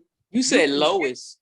I said the lowest strike, but the highest price is 53.40, right? So looking at this, I'm like, well, damn, 1,000% return, right? 1,000% return will put me at the 22 mark. That's telling me it's doable to do 1,000% because it's been there already. Yeah. It's hit that mark already. In my mind, I see it. I'm like, okay, well, and it ain't that far from where it's at. You know what I'm saying? When I look at the 2240 and when I look at this 220, I can see, okay, I can see the progression. I can see it's attainable. It's not like it doesn't exist in the chain when I look at the option chain. So does that mean it's already hit those numbers at some point? Yeah. Well, we don't know where it has started from, but yeah, it's at these numbers right now. So gotcha. Somebody is getting $22.40 if they was to sell it. Right. So that's telling me that if I start anywhere around here, I can be anywhere around here at some point in time. And I'm hoping I can get there before September 17th. Because that's when this contract is up. And I can sell this contract anytime. Okay, so right now, Kenny, right below where you are, it has 53. So on, I don't know, someday 53 people either brought or sold that particular area. That was the volume on that date, yeah. on this particular contract. Right. I just learned. I didn't even know what that. I just learned something. So that's actually individual people. Right. Well, these are contracts. These are in the thousands. So right. Yeah. Right. People bought or sold this particular strike. That 90 September 21. Now they're going to add that 53 to that 313. So come Tuesday, this would be 363, and it'll be a new number right here. And this is the volume, and this is the open interest. So you'll see open, and like you'll hear us say a lot, oh, let's see what the open interest is. Because that's telling me that there's action in that particular contract. You know what I'm saying? You know, you want to see some number here, something to let me know it's some people that's interested in buying and selling this particular strike price. All right, now go up a few. See ones with like 0 volume and like 4 or 5. Ain't nobody bought those contracts or sold those. You know what I'm saying? And analyze that for me. Why haven't they? Analyze that. One could be it's too expensive. One could be they see a better strike price. You know what I'm saying? It could be a plethora of reasons why nobody bought. They just wasn't fucking interested. You know what I'm saying? But that means that the volume means the previous day. Yep, got it. Yep. Right. Oh no, that's that day. Right. Because it depends on who's looking at it. Right. For Friday. That would be for this Friday. Was Friday. So nobody bought or sold anything with those zeros on Friday. Right. But that's why we look at the volume, but I'm more concerned about the open interest. Right. How many motherfuckers are in this particular position already at a certain strike already? Right. So I look at the money, which is 1,100. You know what I'm saying? 1.1 million. It's a lot of people. It's a lot of contracts bought and sold. So I see that. I'm like, okay, that's a decent strike, but do I want to pay $12.60? Because that's 1,260. So then a lot of times you gotta look at your money because your money gonna dictate what you could buy. Absolutely. Just because it look good and there's a lot of people, I can't afford $12.60, but I can afford $2.20. Right. And sometimes, like we say, you don't have to be in the money to make money. I'll go to $2.20 and possibly go to $3.30 and make me a quick 75% return on my money. Because guess what? If it was in the bank, I'd be getting what, Keith? Compound interest. Oh, you talking about the what's the name? 0.0005. Right. That actually equals to 3 cents a month. Yeah. A month. So you get 3 cents? Oh man. Yeah, it's 3 cents. So you gotta look at it like, okay, well, that's why my thing is I always got my money working for me. Yes, sir. You know what I'm saying? If I don't do nothing but get 20% return, it's going to be more than if it's sat in that fucking bank. Oh yeah, no doubt. I'm sorry. I'm looking at this. What's the name? This ARK, man. This ARKQ is rising, bro. This thing. Oh, the ARKQ is going. I'm telling you, the Q or the F, you can't go. I'm not gonna say you can't go wrong, but it's a solid play. Let me say that. It's been since March of last year. This thing is if we go to the chart, we'll go to the chart, and you look at that motherfucking trajectory. Look at that. Yo, it's crazy. So how do I get that? Yeah, how do I get that? How do you get what? RFQ, RF. How do I? How do I look at it? How do I see it? So, what platform are you on? TD Ameritrade. All right, so you on Ameritrade, right? So let's say we buying a contract, right? So boom, let's say I want to buy this 220, right? Yep. Same way I showed you on the mobile app, but this is just the web version. So if I'm on a web version, I'm just going to click on that 220. It's going to pop up.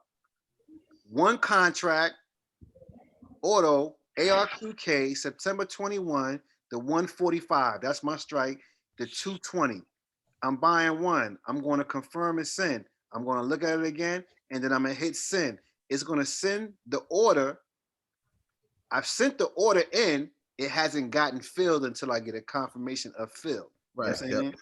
So that's what that is. That's how you buy it. You know what I'm saying?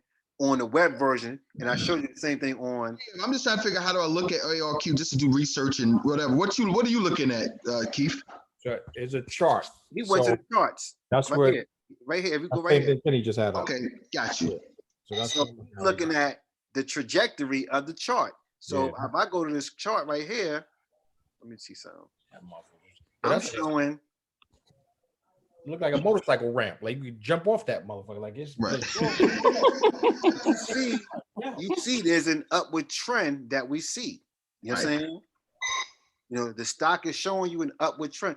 That's what you always want to see when you're looking at any chart on any company. Yep. I want to know that this stock is going to go up. Yo, it's going down, don't do nothing for me.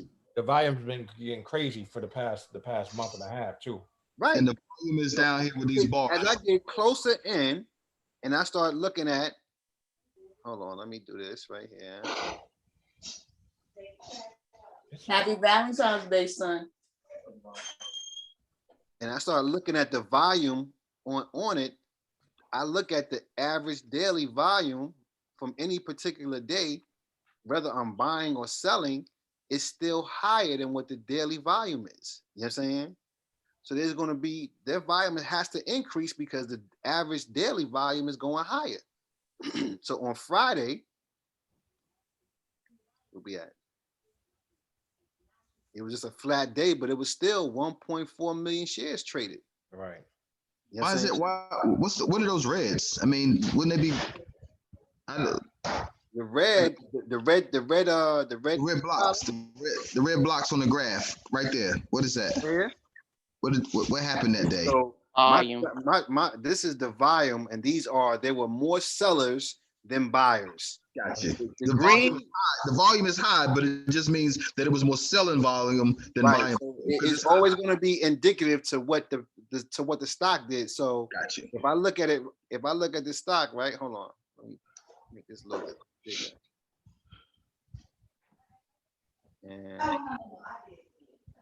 if I look at it, boom, right here, you see that red bar, it was down. It was more sellers than buyers. You know what I'm saying? That's so whenever the sellers take over, the stock goes down. Whenever the buyers come in, the stock goes up. Yep. You won't see the stock price be down with a green candle. Right. You know what I'm saying? So that's just showing you, and price and volume go hand in hand. If the volume is up on the buyers, the stock is up. If the volume is low, is high with sellers, the stock is down. That's just what it's going to be. You know what I'm saying? And then you look at that, and then we take it a step further. We look at the Bollinger Bands. So now, whenever you look at different charts, you have studies. A study is, let me move that arrow. A study is an indicator that tells you whether direction, price, volume of the underlying. So Bollinger Bands is an indicator. Now, it can tell you a bunch of different things, but I'm gonna give you the quick Cliff Note version, right? You got 3 Bollinger Bands come in 3 different levels. Your top Bollinger Band, your middle Bollinger Band, and your bottom. right? The premise is this middle one is the average price of what the stock should be trading at, right? Price it should always come there. So if that's it's that blue line, that's straight. right, it's blue because I got another. It's a moving average incorporated, but yeah, it's the sky blue line right here. This middle one right here, right? Yep. The premise is the stock will always revert back to the middle line, right?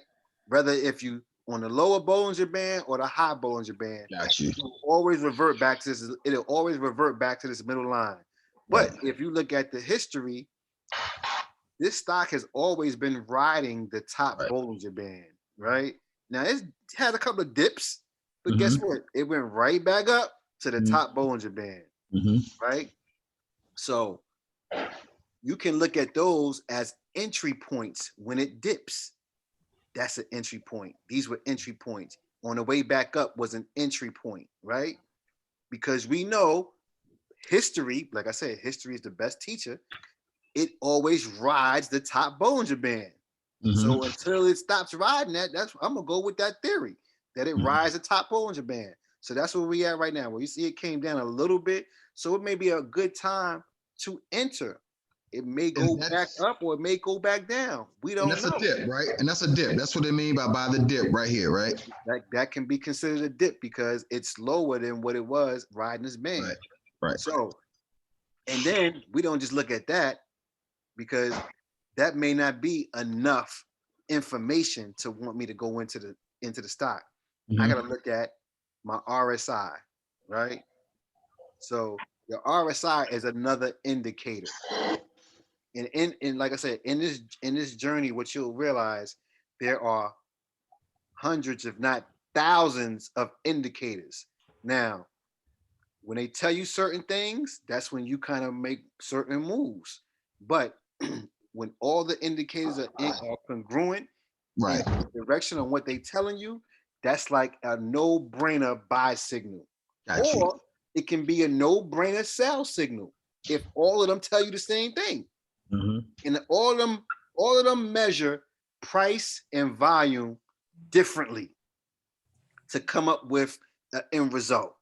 So let's look at this one right here. What is it? What is this one telling you? So this is the RSI, right?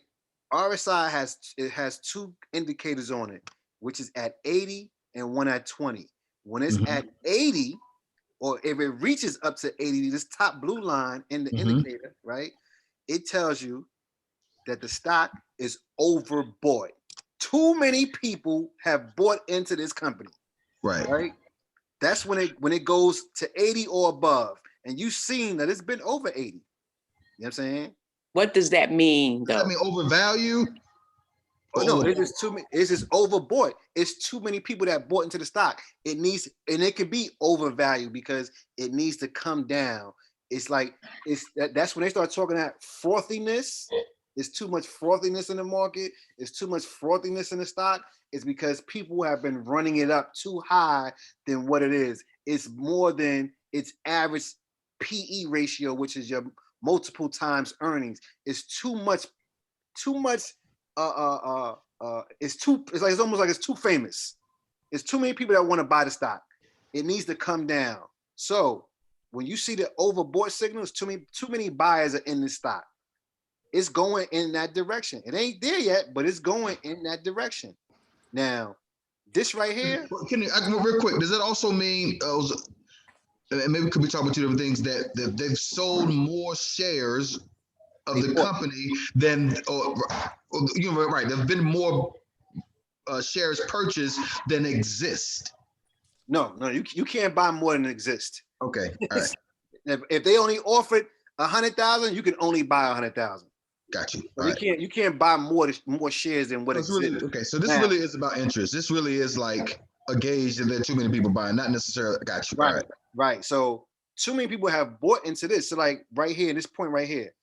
Now this is even before I even looked at what the price was. I can tell you this was an entry point. You know why? Because this was the dip. And then when I look up, I see this was that dip. So that was a time. That was an entry to get into the position. Right? When was that? This was on January 29th. January 29th. Got it. Right? Lowest That low was a right time there. to get into the position. Right. Right. All right. So you don't want to look, you want to look for, and this is when now I said the top part was overboard. The lower band is when it's oversold. So when too many people done sold, got rid of the stock, it's too many motherfuckers getting rid of this shit. It's time for some buyers to come in. That's when you want to get into a position when these two lines are down here and the green line is over the red, right? So really, this would have been the time to get into here. This would have been the signal, right? When that green was crossing over that red, and it's at the lower part where it's oversold, this was the signal for me to get in. Now I could have jumped the gun and seen it dip, but this was the signal. Right. Yeah. You know what I'm saying? So now we move fast forward, it's still overbought. So I can get in if I want to still deal with the volatility of it dropping, because it could still be going up, but still be overbought. You know what I'm saying? And even on the come down, on the oversold, it still may be higher than what I got when I bought into the stock. Right. What you about to say, Mona? So just hypothetically saying, because we're saying when things are oversold, that's mean a lot of people are selling. Right. It's too many people have sold the stock. Not that they're selling, they've already sold the stock. But I'm just putting that into perspective for someone that, let's just use the MJ for example. You want to go to the chart? Let's go to the chart. Yeah, we can go to the chart. I still have it, Mona. I do too. Oh, you said you I have three left. So when you see that being oversold, you can either decide that that's when you want to get in, or you want to say, let me get out because this something ain't right, something ain't going right. So it's going to keep going down or something like. It's a couple of ways you can look at it. That's one way, you know what I'm saying? Because you don't know, but see, like I said, that's why we use multiple indicators, because one gives you one way and it gives you a way to look at it, but then you want to look at it another way to get a better understanding. The more indicators you can use to give you some type of sense of direction or trend, the better off that you'll be, because and you don't want to use too many, but you want to use enough where you get an understanding of what the hell is going on, right? Yeah. So here was an instance where the buyers came in, but the stock went down. Like Wednesday, is it like Tuesday, Wednesday? Right. This was the 10th. So that was Wednesday. Yep. This is an abnormal indication. Because look at the buyer level, but look what the stock did. It came down. And then what happened the next day? That's me. That would be idiots like me, right? Like, literally just people jumping in to buy it, that green candle, right? However, I'm buying it when it's coming down.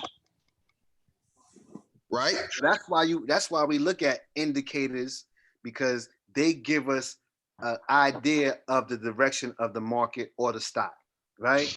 So this right here, that was when you see that unevenness, when you see a green candle with a green, the volume is green and the candle's red, that right there is a warning. That's a warning shot, right? You see what happened the next day, the volume went up and it was all sellers. Right. We are out of here. You know what I'm saying? Tons of volume. More selling, but then the next day it was more. It ended up. Now it could be a bounce back. It could be a lot. But then guess what? We look at what are the other indicators telling us, right? Yeah. This right here is a support level.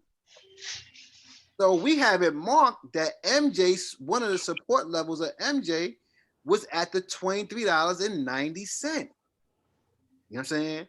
No. It's hovering around that $23.90. Oh, right. So can that be a trend reversal? We won't know if that's a true support until Tuesday. Because if it goes through that, then guess what? It's on its way to this one right here at $20.97. if it goes through here and it can't break back up, it's on its way here. It's coming down to $20.97. And that's the new support line. And that's the new support line. Right. So a company like this, you could right here would have been a time to play it short. Right. It's more pressure going down because look at that. The red is over the green. It's going towards the green is already in the oversold. The red is on its way to being oversold. So that means niggas is selling, right? Your directional movement down here, that's another indicator. The green is about to go below the red. It looked like it's going that way. That's the direction it's headed in, right? And on your MACD, the green look like the yellow line. Look, I colored it yellow, but this right here, the upward momentum has changed, and as you can see in the histogram under it, you know the histogram shows you up and down, buying and selling. And the brighter it is means it's going up. The darker it is means it's starting to trend down. It's telling us the trend is going down. Mm-hmm. Everything is telling us is giving us the indication that this support may become resistance, and this may be the new support. You know what I'm saying? So now that's how the charts play a factor into the whole stock thing, because it gives you an indication of how the stock is moving and where it can possibly go. It ain't tried and true. It ain't 100,000%, but it gives you an indication. And any small edge you can find in this journey is worth its weight in gold. You know what I'm saying?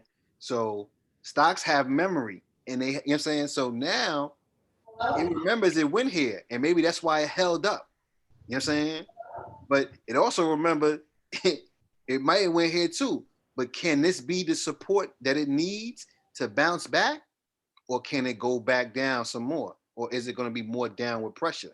Because these indicators down here are telling me that it's going to go down some more. Creating that new support line. And look where it's at. Look where it's at in the Bollinger Bands. It's going back towards the middle. Right. Now, mind you, looking at how it's been moving, once again, it hasn't really touched that bottom one except for around here, but it's always been between the middle and the top Bollinger Band, right? You see that? Throughout this whole journey, it's always been between the middle and the top. It hasn't really too often tapped that bottom Bollinger Band. It did it again right here, a little bit, but this was when was this? This was in October. This is October 29th and 30th. It came through again over here. This was December 30th. I don't know. It looked like every 2 months it wanted to jump through. So it might be about due to come back through that middle Bollinger Band. You see that? Yeah. Which means what? Which means that it's going to be some more downward pressure on this stock. Right. Downward bearish pressure. Right. So you understand that. You know the bear and the bull, right? Yeah. Bull's good, bear bad. Well, it depends on where you look at it. Yeah. Depends on how you look at it. You'll see that, and like I said, in another your opening indicator is going to be your futures market. So if you go on Yahoo Finance, because I look at Yahoo Finance to me they give you the best indication, and it's free. You can put it on your phone. Every morning when I wake up, the first thing I look at is Yahoo Finance. Yep. I want to see where the futures are pre-market. The market opens up at 9:30 every day. So from 6 o'clock in the morning to 9:30, I can look at the futures market to see how the markets are moving overseas in these stocks, right? Boom, that gives me an indication on how it's going to open in the US market. So when I look at it, I'm like, okay, if the futures are green, hey, we're going to open up good. That doesn't mean that the day going to be good. It just means that we're going to open up good, because we all can tell you, we've had phenomenal open days. Boy. 2 hours later, it'd be negative 600 points. Oh, the bottom fell out. Everybody lost their belt. Pants fell out. Right. You know You know what I'm saying? So it just gives you an indication of how the market opens. Right. And that's good for people who do opening swing trades. You got some people that play like I said, there's a million strategies that you can do. You know what I'm saying? All you want to do is learn one or two and you off to the races, right? Because they all can make you millions. You just need to learn them so that you understand them. So people do opening strategies where they'll buy it on the close of the previous day to sell it with the premise that the opening day will open up higher. You know what I'm saying? Because, and we've seen it probably more often than a few where it'll open up higher. Yes, sir. But by 10:30, 11:30, it's starting to decline. Yeah, man. And even on days where the market stays up or goes higher, it still doesn't open up. It still opens up high and still comes down.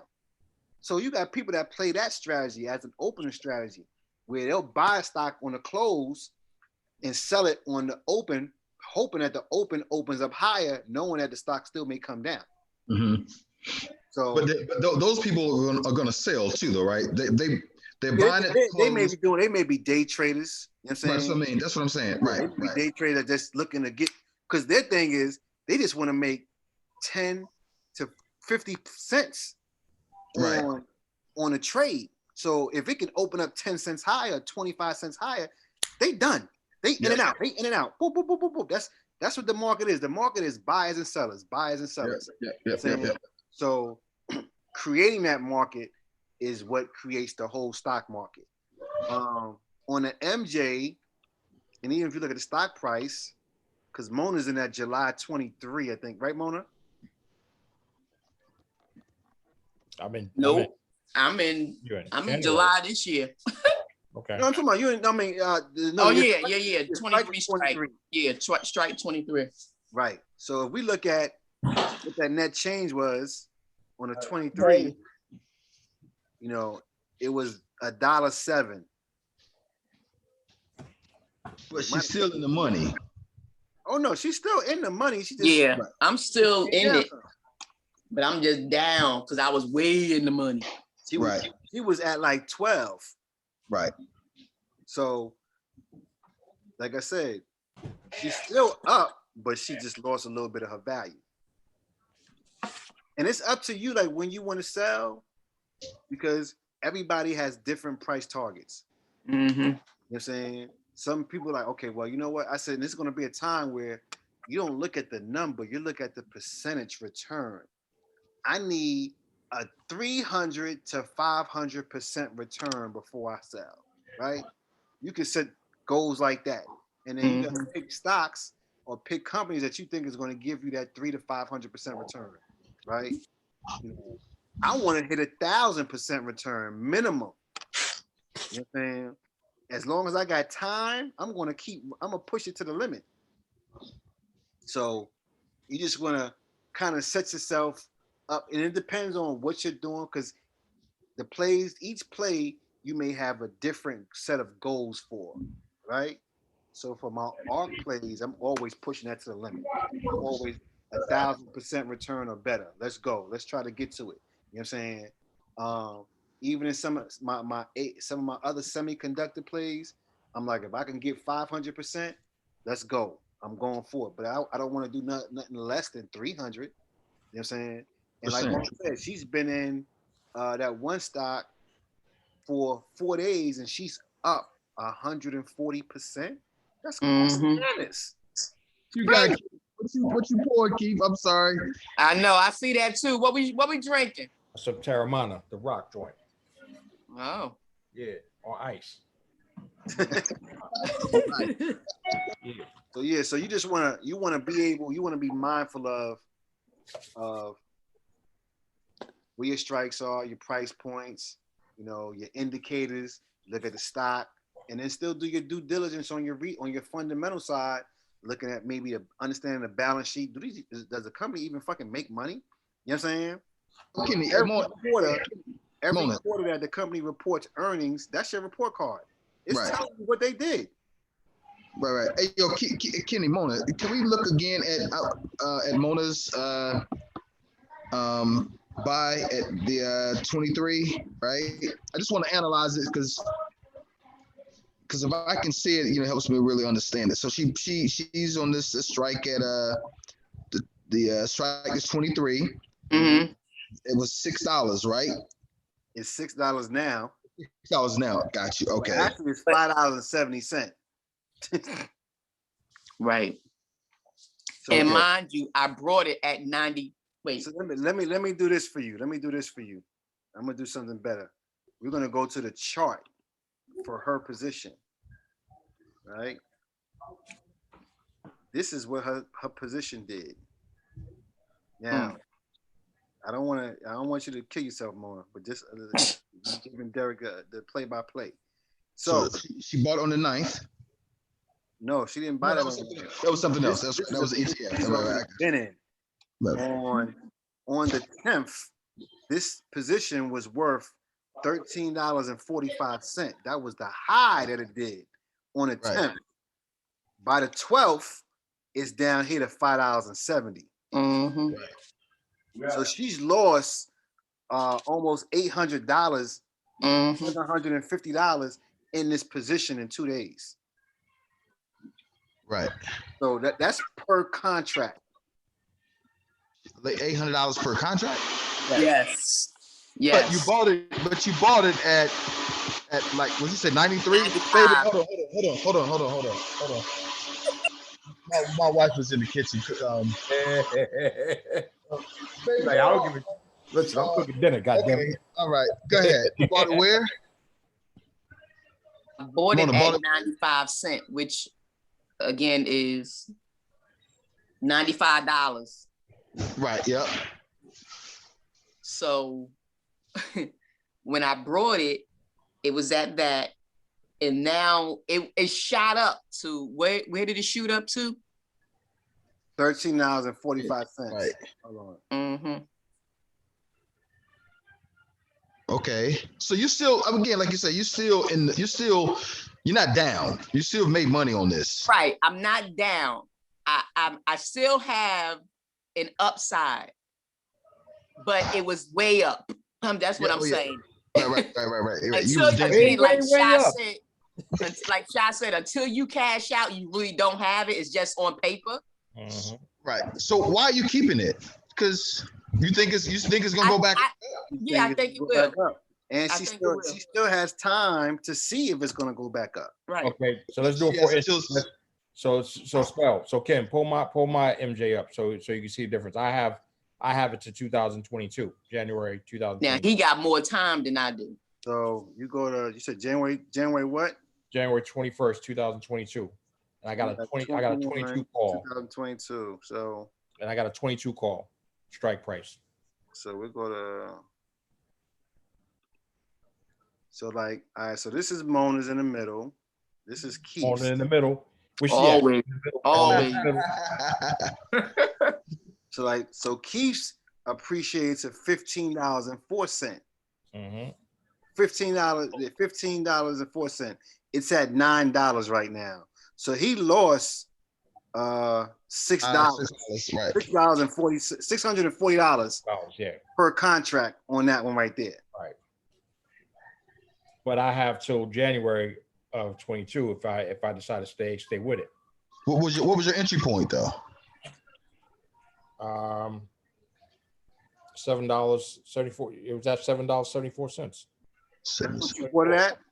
Yeah, $7.74. So you close to breaking even, right? At this point. Right. No, he's ahead of the game. I'm ahead of the game. Up about maybe 25-30%. Right. So I'm on right now. It's about it's showing as of what's name 64% gain. Got you. Yeah. Whereas when I was at my 1,000%, he was at 200%. Mm-hmm. Right. Yeah. But I decided to stick it out because I'm gonna, I got time. I got time on mine, so it's not a rush for mine. Right. Gotcha. I got a couple of months, and if I believe, because at some point this cannabis is going to break. I think. Oh, it's going to break. Yeah. It's So, definitely it may be by the summer. It may be by July. By Oh, July. Then I'll only just roll it so over. again, like I said, reading the only You issue gotta understand, is that it's Canadian. It's So the Canadian. Biden administration right now, they're looking at possibly they're looking. It's on the table for them to legalize marijuana on the federal level. If it ever legalized on the federal level, it's going to take the marijuana game stocks to a whole and the marijuana stocks to a whole nother level because now they can report earnings because they can put that money into a bank. In the bank. Right. Yeah. But the only issue is my only concern when it comes to the weed stocks again, just from my readings, is that all these other companies like MJ, Sundial, they're Canadian weed companies. So I would imagine, and you guys can correct me or whatever, or have a conversation. I would imagine that there's legalization, then it would be the U.S. companies, cannabis companies that would be. Well, it would give the whole sector a jump up. You know what I'm saying? Because whatever happens for one, it happens for everybody. Because trust me, those Canadian companies, they're probably operating in some of these states that are legal recreationally and medical. You know what I'm saying? Washington, Nevada, that's why they're able to be on an exchange because it's legal in the country of Canada. You know what I'm saying? And they're able to be listed on the stock exchange. But once it goes legal federally in the United States, these companies, these stocks are probably going to shoot through the moon. Yeah, because I have Alpha. I bought Alpha, and again, guys, I'm not doing any options because I didn't have the capability. But Alpha, Tilray, who are merging. I think that merge is supposed to be. That's merge is supposed to go through in March, and so they were. I think Alpha finished up on Friday, maybe or Tilray, one of them, but. But again, I'm just playing the stock game, because I don't have the ability to do the options. Well, I do the stock through my. But you're doing it backwards. Well, because he didn't know. Well, you ain't know because options gives you the ability to leverage less money for the same amount of money you would be doing in stocks, but you can make more money doing options. And doing stocks. You know what I'm saying? I mean, I start off on Robinhood. You know what I mean? Like, right. So just playing around and so, but now, I want to get. Hopefully, I get the capability to do options this week. So I can call them motherfuckers today. They open 24 hours. Yeah. Okay. But yeah, so see if I can do it online first because I don't want to talk to nobody because it won't take them long. It won't take them about 30 seconds to realize. You can do it online. You can do it online. Well, so let me give you this real quick. So I was doing stocks through my Roth because Kenny said I could go through my Roth because I have through Bank of America. So I'm looking at what I made through it was E-Trade and Roth. I made roughly about since August, September, I made about $1,000, about $1,200. I got on that option game, bro. I'd have made about $13,000-$14,000, bro. Word. So just because that, the percentage, I want you to understand what the money is, because sometimes they say percentage. I'm like, okay, what does that equal to my money? In dollars, right? Dollars. I was like, yo, I told Kid, I said, man, nigga, I love you, bro. that's my bro. That's my brother right there, bro. I'm like, God damn, bro. And then I started we try to get Fulio. We was like, yo, Mona, me, Kenny, Mona. We was like, yo, showers on it. We tried. If I could have Fulio in front of me, I'd be smacking him up, boy. I know, right? I'm in now, bro. I'm telling you, it's mind you, Derek. I've been telling niggas to fuck with this for a minute. You know what I'm saying? Right. And I think did I send you the Wall Street Trapper class? You spell me? No. So I'm gonna send you that. It's a course. He charges like $500, but I already bought the course. I'm gonna send you my login and my password. That gives you an understanding of the fundamentals of stocks. Word. It's a great course, and he breaks it down because he talks real street and hood. Anybody can understand it. You go through that, and then you come on, and then I'm gonna have you start watching the Come Up series because that's one thing that we all watch is this podcast. Young dude went to Tuskegee. Mark is like 37, 38 years old. 35. 30, he got to be worth at least $400 or $500 million, right? and he teaches options. Like I've always done short-term options. I never did leaps, and leaps are like 2-year options. I've never really did 2-year options until he started showing. I started watching him, and he was showing the returns you can get on 2-year options, and I was like, "Get the fuck, yo, dog." Let me just say this real quick. Yeah. He got his return this year was 50,000%. Oh, wow. Do we And for all most understand people, what that 50,000%? his 2-year return is 100,000%. Wow. People don't even understand that, or they can't even fathom that, because you're like, that don't exist. No, it do exist. You know what I'm saying? Until you know better, you do what you know. Yeah. He showed you how to identify, and like he has a come up list, because the name of the series is called the Come Up Series. So they come out with a list of stocks that they recommend. I don't necessarily go with a lot of them, but a lot of them I do like. You know what I'm saying? And he just gives you, and this is for somebody who don't know nothing about options, right? He gives you a simple strategy, and he don't go into charts and a lot of the other aspects of options. He just said, listen, buy this 2-year contract. And what he did was he started you at the finish line, and then he's walking you back. He walked you backwards and showed you how he went to that point. You know what I'm saying? So it's a great way for people to look at who have no experience in the market. They can do this concept because he teaches like 3 concepts. He teaches, it's called the Roaring 20s, and the 433. You can do either one of those concepts, and you can make a gang of fucking money. You know what I'm saying? The Rolling Fours is buying.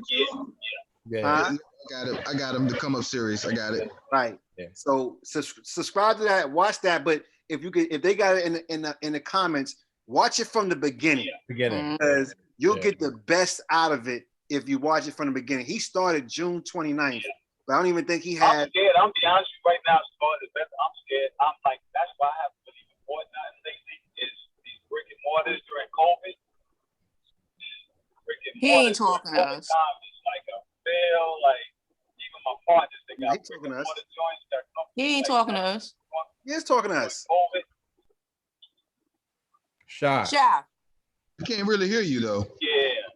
He not talking to us. Yeah. I think on the phone, Ken. All right, we'll put him on mute then. Yeah. But yeah, you can if you watch, like they got a Come Up Series starter pack on the YouTube, and just look at the whatever ones that they reference. But to me, it's always best to look at them in order from the beginning, because then you can really grasp and get a lot of things that he may have skipped over some episodes. But every episode he drops a gem, whether it be a site for you to do research and look up information, or he gives you a play. Now, mind you, he's been giving plays. Oh, buy this XLK 205. I'm in that. And he has these little things that he do. If he sips his little water, he's basically giving you some information you need to be mindful of. So it's like he likes to talk in riddles on some shit. You know what I mean? It's cute though, but and then you can understand some of the drama that's been going on between him and other people. Now, they went in this weekend. But let me him and who? But it's some drama with him and some other people. But yeah, I don't know if y'all heard it. He was on. They had a Clubhouse joint. And was you on the Clubhouse, Mona? Yep. Yeah, me and Nisha was on the Clubhouse. They had a Clubhouse conversation with Mark Monroe, Earn Your Leisure, Wall Street Trapper, Terry, Ian, and the chick Terry from Trade and Travel. It got a little heated on there because they were. But you know where that stemmed from, basically, though. Yeah, and basically, Mark teaches people options for free. Right. He's teaching you a strategy to make. He gives you the straight layout how you can make $3 to $5 million in 5 years, starting with $5,000. Right. He gives you the strategy. He tells you what to do on doubling. He said, if you just do 5,000 and get 500% return for 5 years, you will have $3 to $5 million. That's the beauty of compound interest. Right. But he does all of this for free, where all of these other people they charge for they have courses Right. and they charge you. Now they do some free stuff, but the information he gives you, Everything. It's not even a comparison. Right. You know what I'm saying? He gives, because he's a venture capitalist. He's coming from the VC world. None of these niggas ain't never seen the type of money he got. Right. You know what I'm saying? And on the low, he made a comment and he said, well, if y'all have $500 million, would y'all charge for your Exactly. When he said that, they got mad. They didn't get mad. They couldn't say nothing because couldn't answer. Because he probably got 500 million. Right. Like he got that. He's trying to sell a company. He's trying to sell his tech company for 3.5 billion. Right. Mhm. Wow. His biggest loss in 18. trading options was 18 million. You got to have 18 million to lose 18 million. Right. So he said, if that's my biggest loss, imagine what my biggest win was. Right. So when he talks, he's talking from a whole different perspective. Ain't none of these people who teach courses on his level, right? None of them. They don't have a nickel in the game. They don't have a pot to piss in. They can't really fuck with him. But he's a laid back, quiet. You can tell he's a quiet, like he's a laid back dude. He's not aggressive. So if somebody come at him, he's like, he's not gonna. I ain't going to totally agree with that either. I think he got bite in him. He got bite in him. He ain't barking back. That's why you had that. That's why he had to have TiVo and the dude Quinn step in and speak and say, "Hold up, pause." That ain't happening. But I think that he's on a different level with regard. He got to deal with a lot of shit. I mean, he does deal with a lot of shit, and this is, and he don't get paid from this, so he's not gonna let them stress him out. But at the same time, it's not about letting them stress him out. It's about his personality. Mm-hmm. His personality is not to clap back. Right. You know that's not him. He more and show me the money. Listen, what can you do? Right. And he's not going to be like, listen, I'm not going to go back and forth with you. Right. I got mine. You trying to get to where I'm at. Right. Which is a clapback. Which is a clapback. Which is a clapback. It's a quiet clapback. You know what I'm saying? He's not going to be on no rah-rah. He's going to be like, listen. He's not going to do that. But he's going to come at you. I'm sitting on a $500 million. Fuck what you talking about. You know what I'm saying?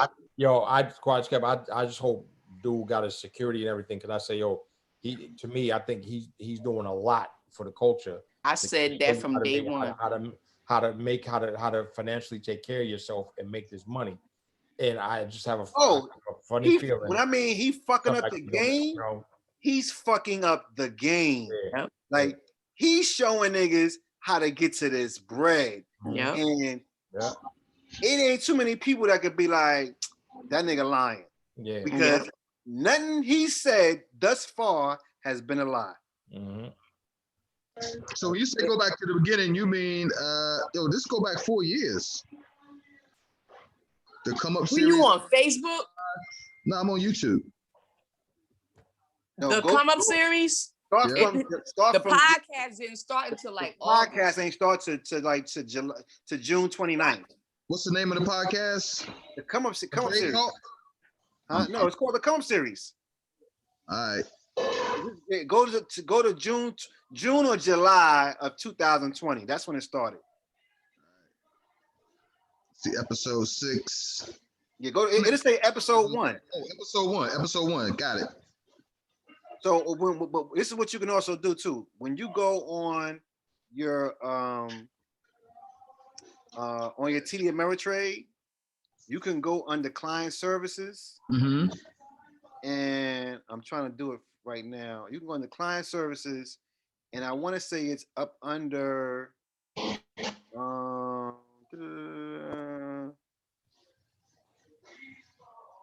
it should be not open account price. Is it account types? No, it's not under account types. I've seen this motherfucker before. I'm trying to figure out where the fuck did I see it at. It might be a subscription. Who's this chick with him? Jolene. That's his sidekick. That's his sidekick because she ain't good for nothing. Yeah, Yvette saw her teeth. Yvette was like, "Yo, what's up with her?" Yo, my nigga, let me tell you something. I think me and Mo was talking about. I said, listen, you getting all this money, fix your jibbers. Word. I was like, yeah, that's fine.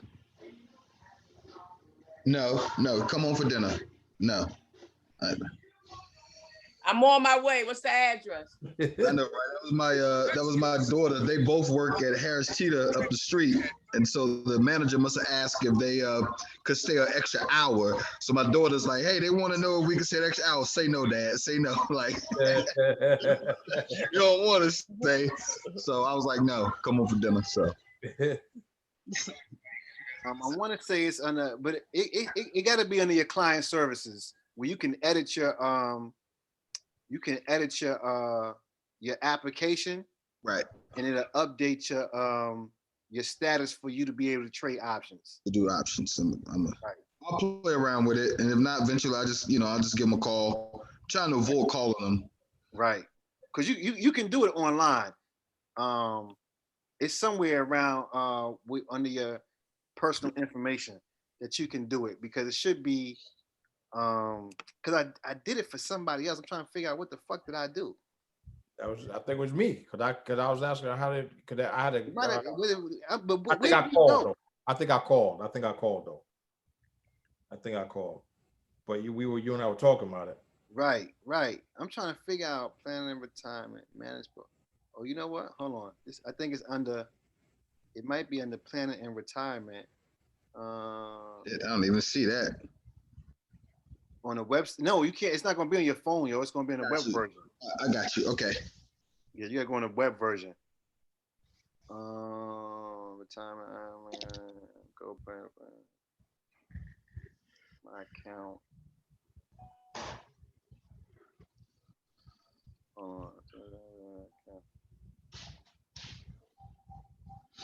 Keita, that was Caden calling. They wanted them to work an extra hour.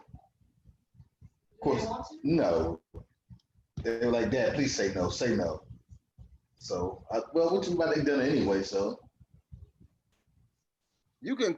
They might tell you to do it. They might give you the show you where it's at online when you call them anyway, D. So they're not. I don't think they do it over the phone anyway. So when you get a chance, just give them a call and they'll tell you what to do. But oh, we close to that 50 too. So I wonder what's gonna happen once we get 50,000 subscribers. I'm trying to figure out what else can he possibly do? Because I really thought until this nonsense happened that he's really trying to build a hedge fund. Well, that's what they were talking about doing, was building a hedge fund. Right. And with the community they have, they can build a hedge fund. But I think the beef started coming because now Trapper wants to do an options course.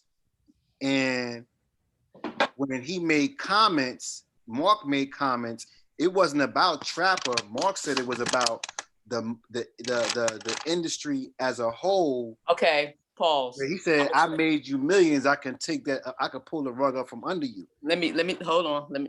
Let's stop. Who said that? I'ma call a spade a spade. That's what I do. Now, I rock with Mark. I really do. I appreciate Mark. I thank Mark for what he's done. However, Mark basically said on a Facebook post something to the effect of, I'ma just see what happens. He talking riddles. So he made his post on Facebook. So in the background, somebody said, what? We just not gonna say who it is, because I screenshot it. Right.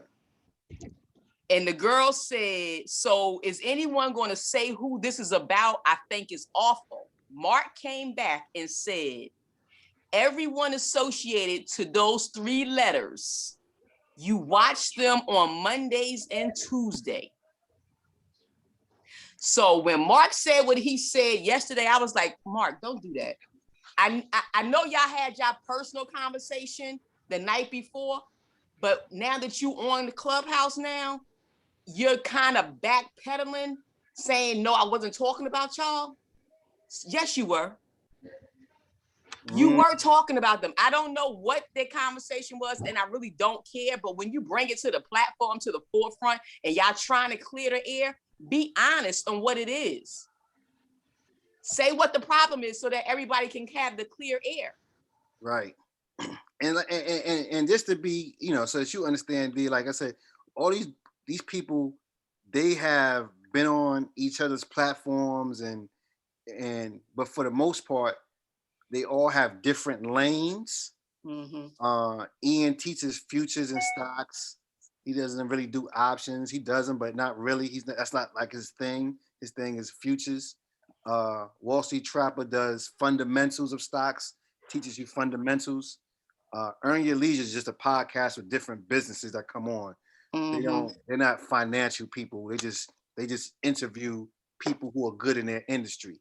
And if you're saying that's what he was saying, because I know they said that, he said there was that one lady that said that she worked with Mark that was lying, that was taking people's money.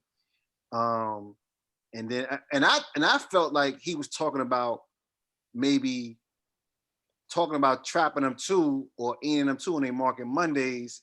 But since they didn't do options, I was like, oh, he ain't really talking about them. But not until Trap put out that post that he's thinking about doing. He put out a damn post, and I was like, really, Trap? He's thinking about doing an options class. Doing an options class, charging $77 to $100. I'm gonna give you the plays, and you just do what you. Trap was never on options. Trap was always a stock person. Always. And me and Nisha said the same thing, where he claimed he paid Phil Towns $20,000, right? Well, if you paid Phil Towns $20,000, it ain't teach you shit, because you ain't start thinking about options till you got with Mark. And when Mark showed you how to do certain things, then all of a sudden you want to come out with this options course. So you can't. And it was somebody was on. He did a post, and people was getting at him on a post that he did about the options, and dude was like, yeah, you learned that from Mark. And he was like, I've been doing this before I met dude, and blah blah blah. And they was going back and forth, and he got mad, said, yeah, go ask your daddy. He got real mad with the dude. The dude was just like, yeah, you a bitch ass nigga anyway. Like they was going back and forth. You know what I'm saying? They was going in. Yeah, they went in. But like I said, he wasn't thinking about options because he's always was doing stock. But it's neither here nor there. Can't nobody claim really that they created whatever, because all of these things are in a book. Somebody got it from somewhere. You know what I'm saying? It ain't choice. You can't put a motherfucking trademark or copyright on it. Right. All of this stuff is in a book. Somebody taught you a strategy. That's Mark's problem. Right. And even with Mark, no, you didn't create the strategy. You learned this.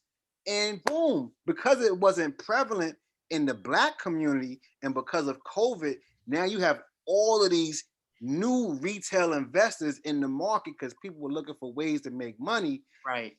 He just happened to be a star in the night. You know what I'm saying? Right. And somebody told me they got on a podcast. I think all of my son was on it. It was yesterday. It was yesterday. Yeah, they was all kind of mad at him and getting, like acting real.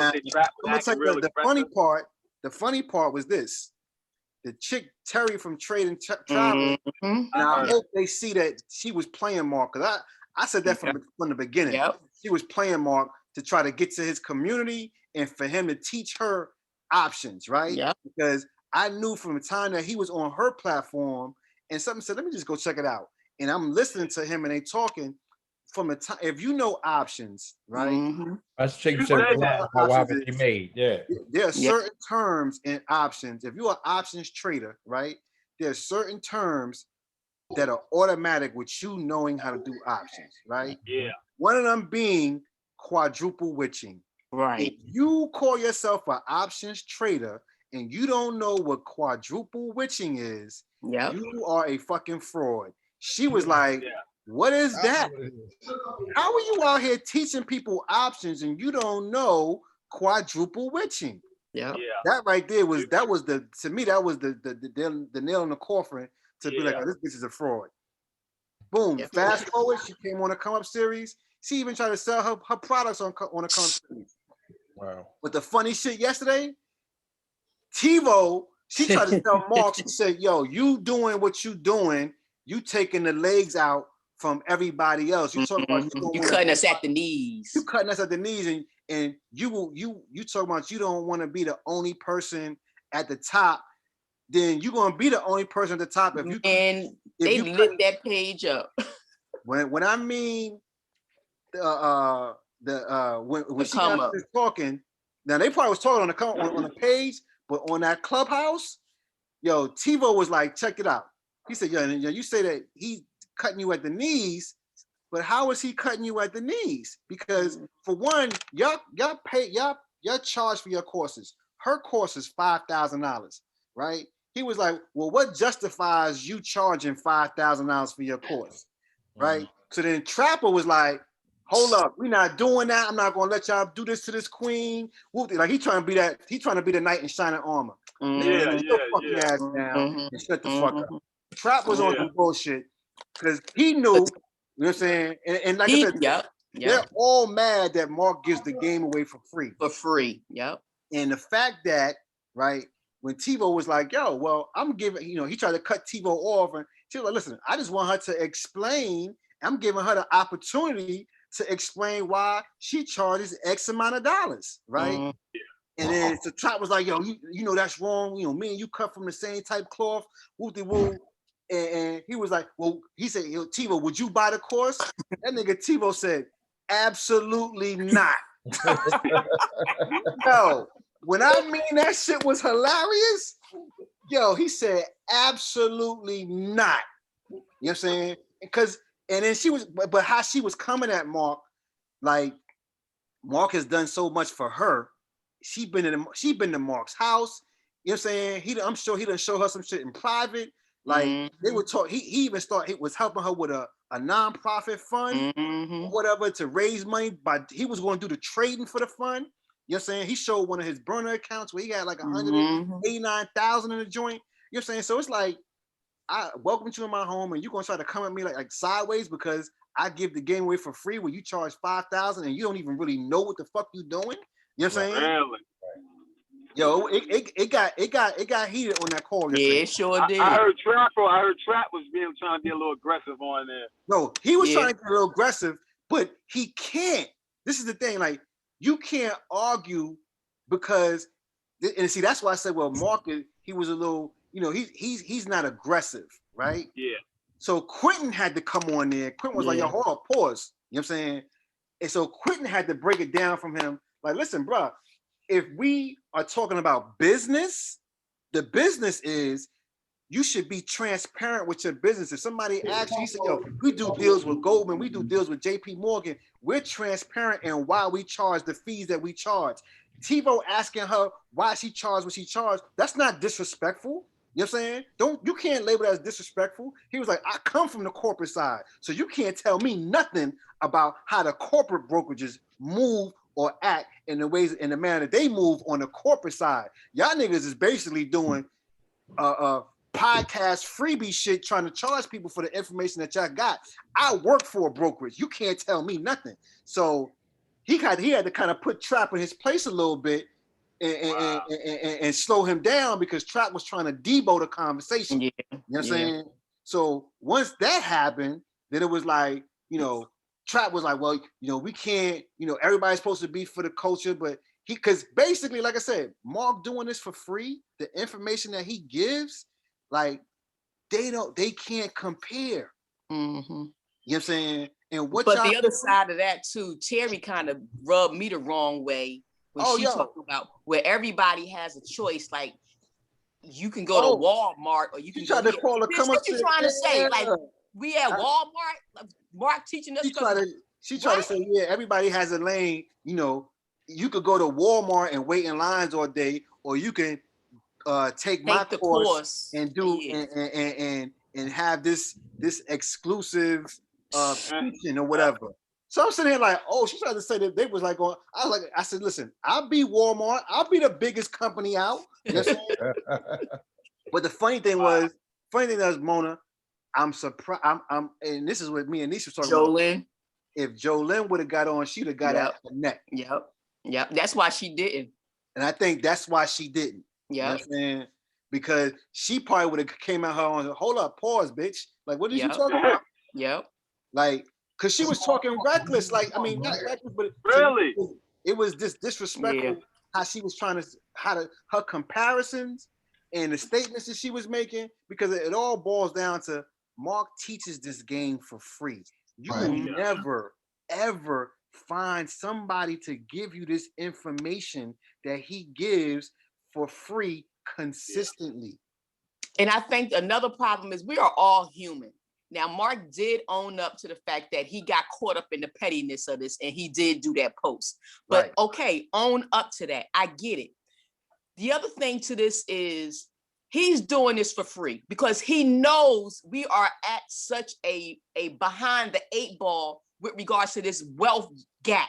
Generation. So yes, it's ridiculous. So why charge my people when I'm trying to help them come up? I'm good, so I don't need the money. But them, on the other hand, are charging for this and not even giving the accolades to the people that taught them. You taking stuff and trying to market it as your own. But that's what the chick Kayla said, which she made a good point. She said, y'all all claiming to do this for the culture, but you limit the people that could get in and learn this when you start charging for your courses. Everybody doesn't have $5,000 to do the trade and travel. Everybody doesn't have maybe but Trap's course ain't but $500, but $500 or can buy a membership for $400 to get access to the information. So you kind of leave out a whole group of people who can't even afford the stuff that you're giving. You know what I'm saying? Which made a whole lot of sense because you do, when you charge for your courses, you leave out people who may need the information. Everybody don't have bread. You know what I'm saying? So if you're doing it, if you're quote unquote doing it for the culture, then it need to be, that's what I say. I respect Mark because, like I said, knowing and understanding this game and knowing the information that he has given for free, and he's giving to you from a whole other level from a venture capitalist. He's helping us learn like an institutional investor, not as a resale. How often does he do the lessons, the podcast and the lessons? Twice a week. Tuesday and Thursday, Tuesday and Thursday. So he's showing you from a venture capitalist view. Like I'm gonna say the majority of investors have never even had, don't even know what a VC is. You know what I'm saying? Yeah, so right. to have one that's going to show you this is how we view companies, this is how we view the market. He knows how a hedge fund works. You know what I'm saying?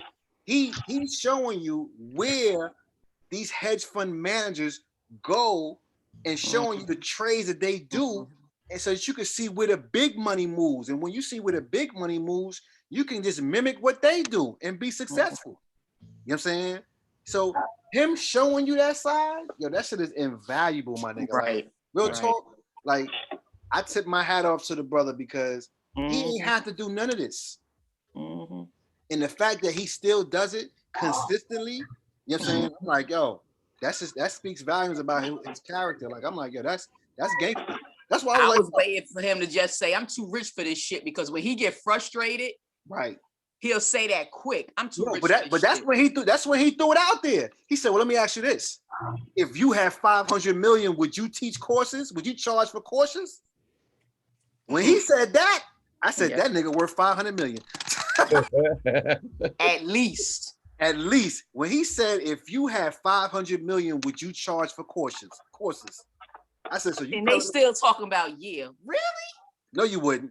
You wouldn't even be doing courses if you had 500 million. You wouldn't be doing no courses. You know what I'm saying? So, his mindset is like, listen, and then he hit him with this. Well, if you were charging for why would you charge for your courses? Because you don't need, if you need, he said, I don't, and this is what he said too, and another jab at him. I don't need the money. Clearly, you jokers need the money, right? Or else y'all wouldn't be charging. Right. He said, I don't need the money. So I don't have to charge for what I teach. I don't need the money. You know what I'm saying? And that kind of, I think, he threw his little jabs out. You know what I'm saying? Yeah, I can say that's a clap back. Yeah, his shit is like is nondescript. So he's not gonna come at you directly. He's just gonna hit you with jab here, jab there. So when he said the 500 million, and then he said the part about he didn't need the money, I was like, yeah. I said, because be clear, the nigga Trap just bought a Bentley truck. Right? So and EYL and them, they all brought those Range. They brought them Range Rovers, right? So and then he said this. Those are $500 for. He said, "There's people out there," and he said, "I am not gonna name no names." He said, "But you know, there's people out there that make their money not off of trading, but off of the courses. Pay me money, exactly. Because understand, Trap has a community of probably about 2,000 people that pay him $25 a month. Yeah. So, yeah, it was interesting. It was interesting. Yeah. That little call got serious on there. So I hope they drop me. What's wrong with them charging money and having courses? That's your hustle. But and that's the thing, and that's what T-Bo was saying. Like, listen, I'm not mad at y'all for doing it. And but see, this is the thing that Trap said, that he wanted Mark to police people. He was like, yo, it's come up series people that's coming up on my page. And Mark said, hold up. Before I started doing this, these people are your people that came to me. You know what I'm saying? Complaining. Series people. I was on Earn Your Leisure and I was on Wall Street Travel. These are your people that joined my team, that joined me.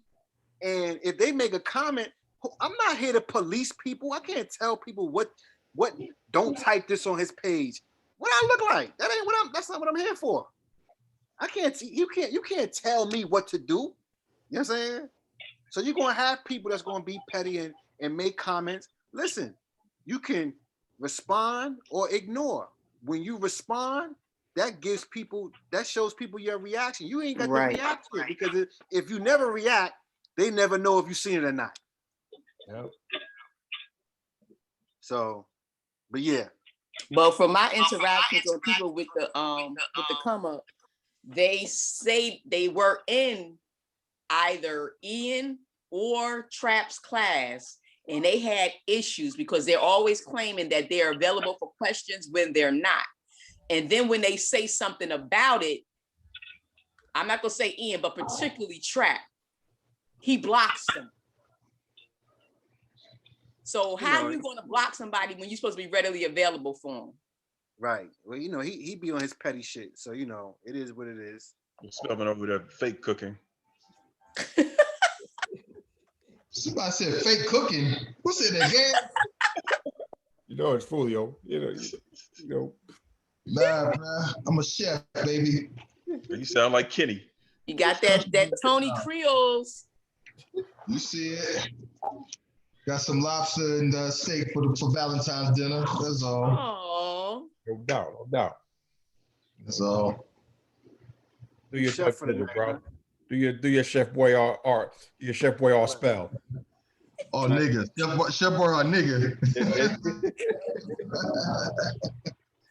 But yeah, that was a drama with them, and like when you see when you start watching those podcasts on YouTube, D, you'll I think you'll get a lot from it. He showed, like I said, his strategies are dope as far as what they can turn into if you do them right.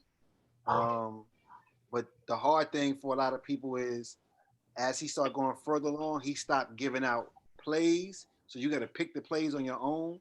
So what they do now is they basically just give you companies that he think are going to be winning companies, and you pick your own expiration and strike prices. But he also has a strike price formula. I look at it, but for the most part, it doesn't work unless you have the money to buy those strike prices. You know what I'm saying? And a lot of times those strike prices, you know, everybody ain't got 2,500, 5,000, 10,000, 15,000. Some strike price is $15,000. Right. What happened? Somebody's phone is getting a lot of feedback. Oh yeah. So you know, it just, you just gotta, and that's why I say your money is gonna dictate what strike price you can buy. Mm-hmm. You know, and as you get more confident, you know, even if you do a lower strike price, you could put more money into it. You know what I'm saying? You know, I don't want you to be one contract gang for life. You know what I'm saying? I want you to be able to buy multiple contracts. And you can do that, right? You can always go back on that same contract, your initial contract. I think you mentioned earlier. Yeah. I think you said at the moment, and then add more to it, buy more. Add more to it, or you can sell. Like when you sell, you don't have to sell everything. If you got 10 contracts and you say, you know what, I reached my first goal, but I want to keep some money into this contract because I still got time on it. You could sell half of it. And then, you know, if you had 10, now you could sell 5, and now you got 5 left. So you don't have to sell all of them at one time. You could, you know, and like I said, just like you can add, you can subtract from this, you know, as long as you're buying that same strike, same expiration, you know, and that's what I did recently. AMD went down. So when my contract, when it went down, the stock price went down. Of course, the value of the contract went down about 50 cents or whatever. It's like I bought it at 387. It was at like 310. I bought 3 more. You know what I'm saying? Now I got 15 contracts for that particular expiration because I know AMD at some point in time is about to shoot through the moon. You know what I'm saying? Yeah. So I just did what they call that dollar cost averaging down. So because you could dollar cost average up or dollar cost average down. So now my price per contract is lower because I bought it cheaper. Right. So, and like I said, I just wanted to add to that position because, like I said, I think AMD, once it gets to moving, because it's been trading sideways, it's gonna do some big things because out of all the semiconductors, it's out of the big semiconductors, it's one of the cheapest ones. You know, when you got Nvidia trading at $580, you know, I ain't got it. TSM at like 150, somewhere around, and TSM is good. You know, AMD is $90. $93.77. And you know, I had AMD too. So I mean, and you can still get it. You know, I had it back in March, April, but I had it on the stock, so I gotta cop that. I gotta get that. But Keith, you would look at you would do options on this. Yeah, that definitely, no question. I saw it just within the past 4 months, 5 months on the difference in the stocks and options, right? When you pick the right options, it's not even a comparison. Not in comparison. Like I got stocks I've had. Like I said, I was telling the team, you know, I bought Apple in 2014, right? I've seen 20 shares turn into 600 shares. You know, Apple for me is worth about 78, 80,000 right now. You know, and I bought that 7 years ago. Well, shit, I bought ARK in fucking August, and that's damn near $8,000 already. That's a great damn. You know what I'm saying? So you know, 7 years to get to 80 on one. Great example. Fucking 7 months on the other. Right. You know what I'm saying? So you know, picking the right ones is always key. But when just imagine if somebody would have been like a Tesla joint. Like we looked at a Tesla contract. Nisha did a practice play on it, and it was 20,000 when she bought it. It's like it's at fucking like 50 right now. You know what I'm saying? Gosh. You gotta have 20,000 first to buy the contract. But if you bought it, it was a Tesla's, it was a 600 strike. It said it's like worth 50,000 right now. Right. 55. Crazy. You know what I'm saying? So, you know, and that's only up 100 and something percent. Yeah. You know, imagine you can get a 5% return. I mean, a 500% return on a contract you paid 20,000 for. That's 100,000 right there. You know what I'm saying? How many more days you got, Keith? Yo, month. How many months? How many months? Half months. 28 and a half. Today's officially a half. Half month. 28 and a half. On what? On Apple? No, he moving to Florida. Building a house. Oh, got you. He's moving to 2028. Yeah, man. Yeah. What'd you say, Fulio? He's moving in 2028. You out your goddamn mind. Yo, look right there. Look at right there. You see it? That's right there. You see it right there? Yeah, that's constant rotation. If I'm not watching Stark spell, I'm watching Chosen Florida. That's it. Why Florida? Chosen Florida. Why Florida? I hate to. You want me to show you outside? You want me to show you outside how my house look right now? Right, I got you. Right, Man, shit. Just go back and look at the text that we have. You'll see. Put them on the chain, Ken. You'll see. Man, I can't do this no more. I'm gonna add him. He got to show up a couple more times. Okay, he got to show up. Yeah. We lost a couple stragglers that were in there. Saying But Derek, tell him what I told you when you first started talking to me about this. I said when you ready, not when I'm ready, because this is what we do. No. What you said was, hit me back when you're serious. That's what he said. I was like, you know, I said, yeah, we're doing this, blah, blah, blah, blah, blah. He didn't even tell me about the class. He was like, just holler at me when you're serious. I was like, I wouldn't have offended because I know what Kenny's saying. Like, don't waste your time, don't waste my time, bro. Right. That's what we call a video.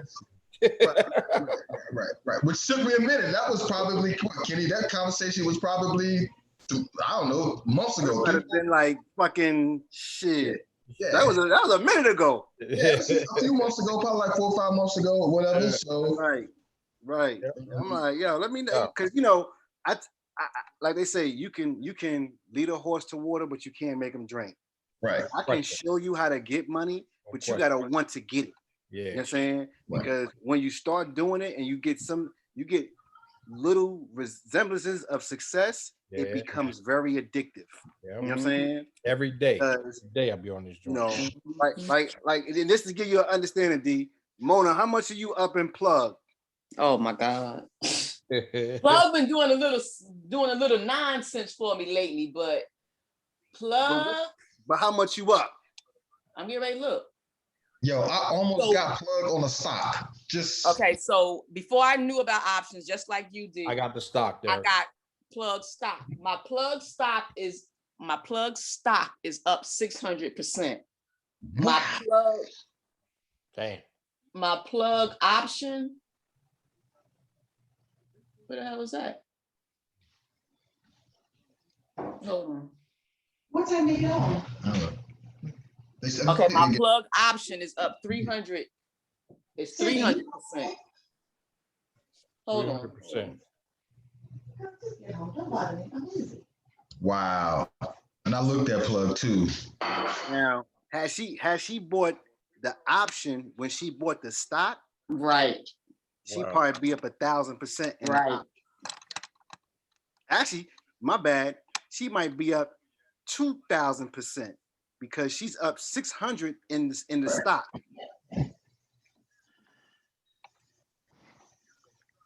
Yeah. And I brought that probably June, something like that. So. Yo, let me give you an example on stock, Derek. I got ARKK stock that I just bought like about 2 weeks ago. Yo, I mean, my options is by far killing it, but I just bought the stock a couple weeks ago, and I'm up on that joint. I'm up on that joint right now, 48%, and I just bought it. But I'm letting you know that ARKK, that's a monster. That cat, it moves. A monster. Right, monster, bro. She's a monster. But I'm telling you what I made on my stock, but on my option game on the ARKK is like Kenny's. I mean, it ain't that, but it's like it's doing wonders. I got 2 contracts on that joint, but it's doing wonders. That's by far my number 1 joint. I mean, so if I was to ask you all again, you know, and Kenny hates when I do this because I don't think he'll want to be responsible. Like, yo, man, you know, yeah. So ARK is where I should be. Options is where I should be playing right now. First, hey, what I would tell you to do is do a little bit of your reading, your studying, because Kenny gonna tell you, he gonna tell you the same thing. Because what he gonna tell you, I'm not responsible for what you do, what you make, or what you lose, but it's a go winner. That's what I'm telling you. Right. I ain't say a gorilla. I said a go winner. Just so that you understand. Dash all day. See how you see what I was up on and what I put up, right? I'm rolling that whole position over into a new ARKK. And I will be doing the same thing, D-Spell, just so you know. I gotta buy this house, bro. I gotta buy this house. If I can get possibly, and I'm just looking at it from a small return. If I can get 300% return on the 80, you tell me what, you already see what it is. Right. You know what I'm saying? So that's 240 plus the 80, that's 320,000 right there. And that's just getting the 300, that's just getting the 300% return. I just showed you 2,500. I just went 300. You know what I'm saying? I would suggest anything that you're looking into buying is doing it through the options way. Once you get the clearing, the go forward to go through to do options, go options. Yeah. I mean, if you want to hold on to something, I mean, yeah, you can buy stock here and there, but them options is different. It hit different. It different. Yeah, it different for sure. And then, like I said, because when it's hard for people to fathom the returns that we talk about, because it wasn't normal conversation when you talk about financial literacy, when you talk about, oh, I got my bank account, whoop-de-woo, or I got this mutual fund, my 401k, and we getting, it yielded me back, 20%. Those days is out the fucking window. Out the window. You know what I'm saying? So it comes a point where, like I said, you're not looking at the money, you're looking at the percent return. My percent return has to be, or I would like it to be, anywhere 300 to 500% on all the positions I'm in. Now I can show you, I'm in currently right now probably close to 40 positions. The majority, well, I'm gonna say if I'm in 40, 30 of them are positive, right? I'm in the green on 30. Out of that 30 that's positive, I'm gonna say 20 to 22 maybe over 100 on the return side. The other ones are still cooking. You know what I'm saying? And I got some that I'm just down 90% and it ain't no coming back. I'm just going to chalk into the game. Is that X? Oh, you know what? I think X might be positive for me. Let me look real quick. X started doing something. X started coming up a little bit. Coming up. It ain't doing a whole lot, but it might be positive. I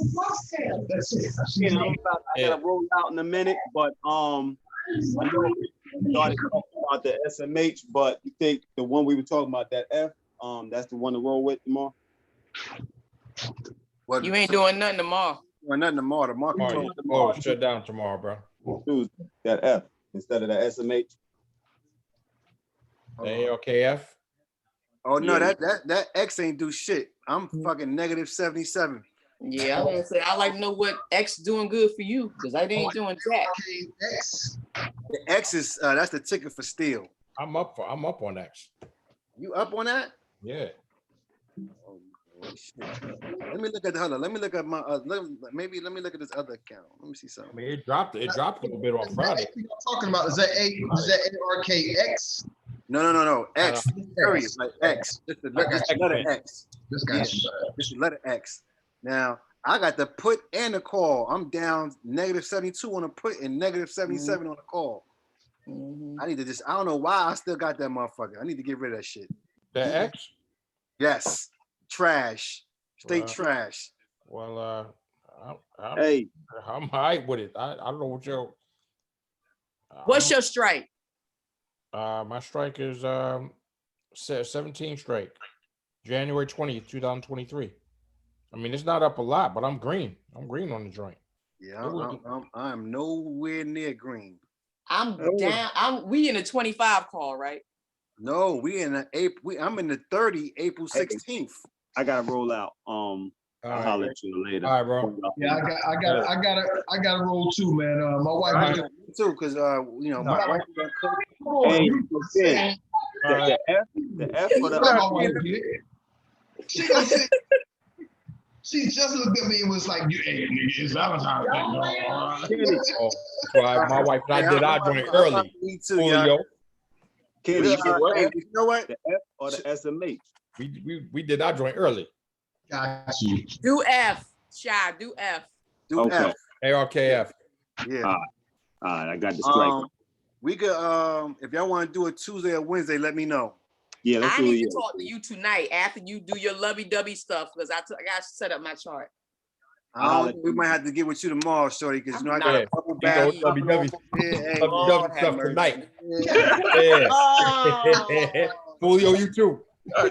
Keith, you gonna be in the basement. Whatever. No, I'm not, buddy. Hey, yeah, Mona, I'll let you know if I come up for air. Bye. Bye, y'all. All right, y'all. Peace. Bye.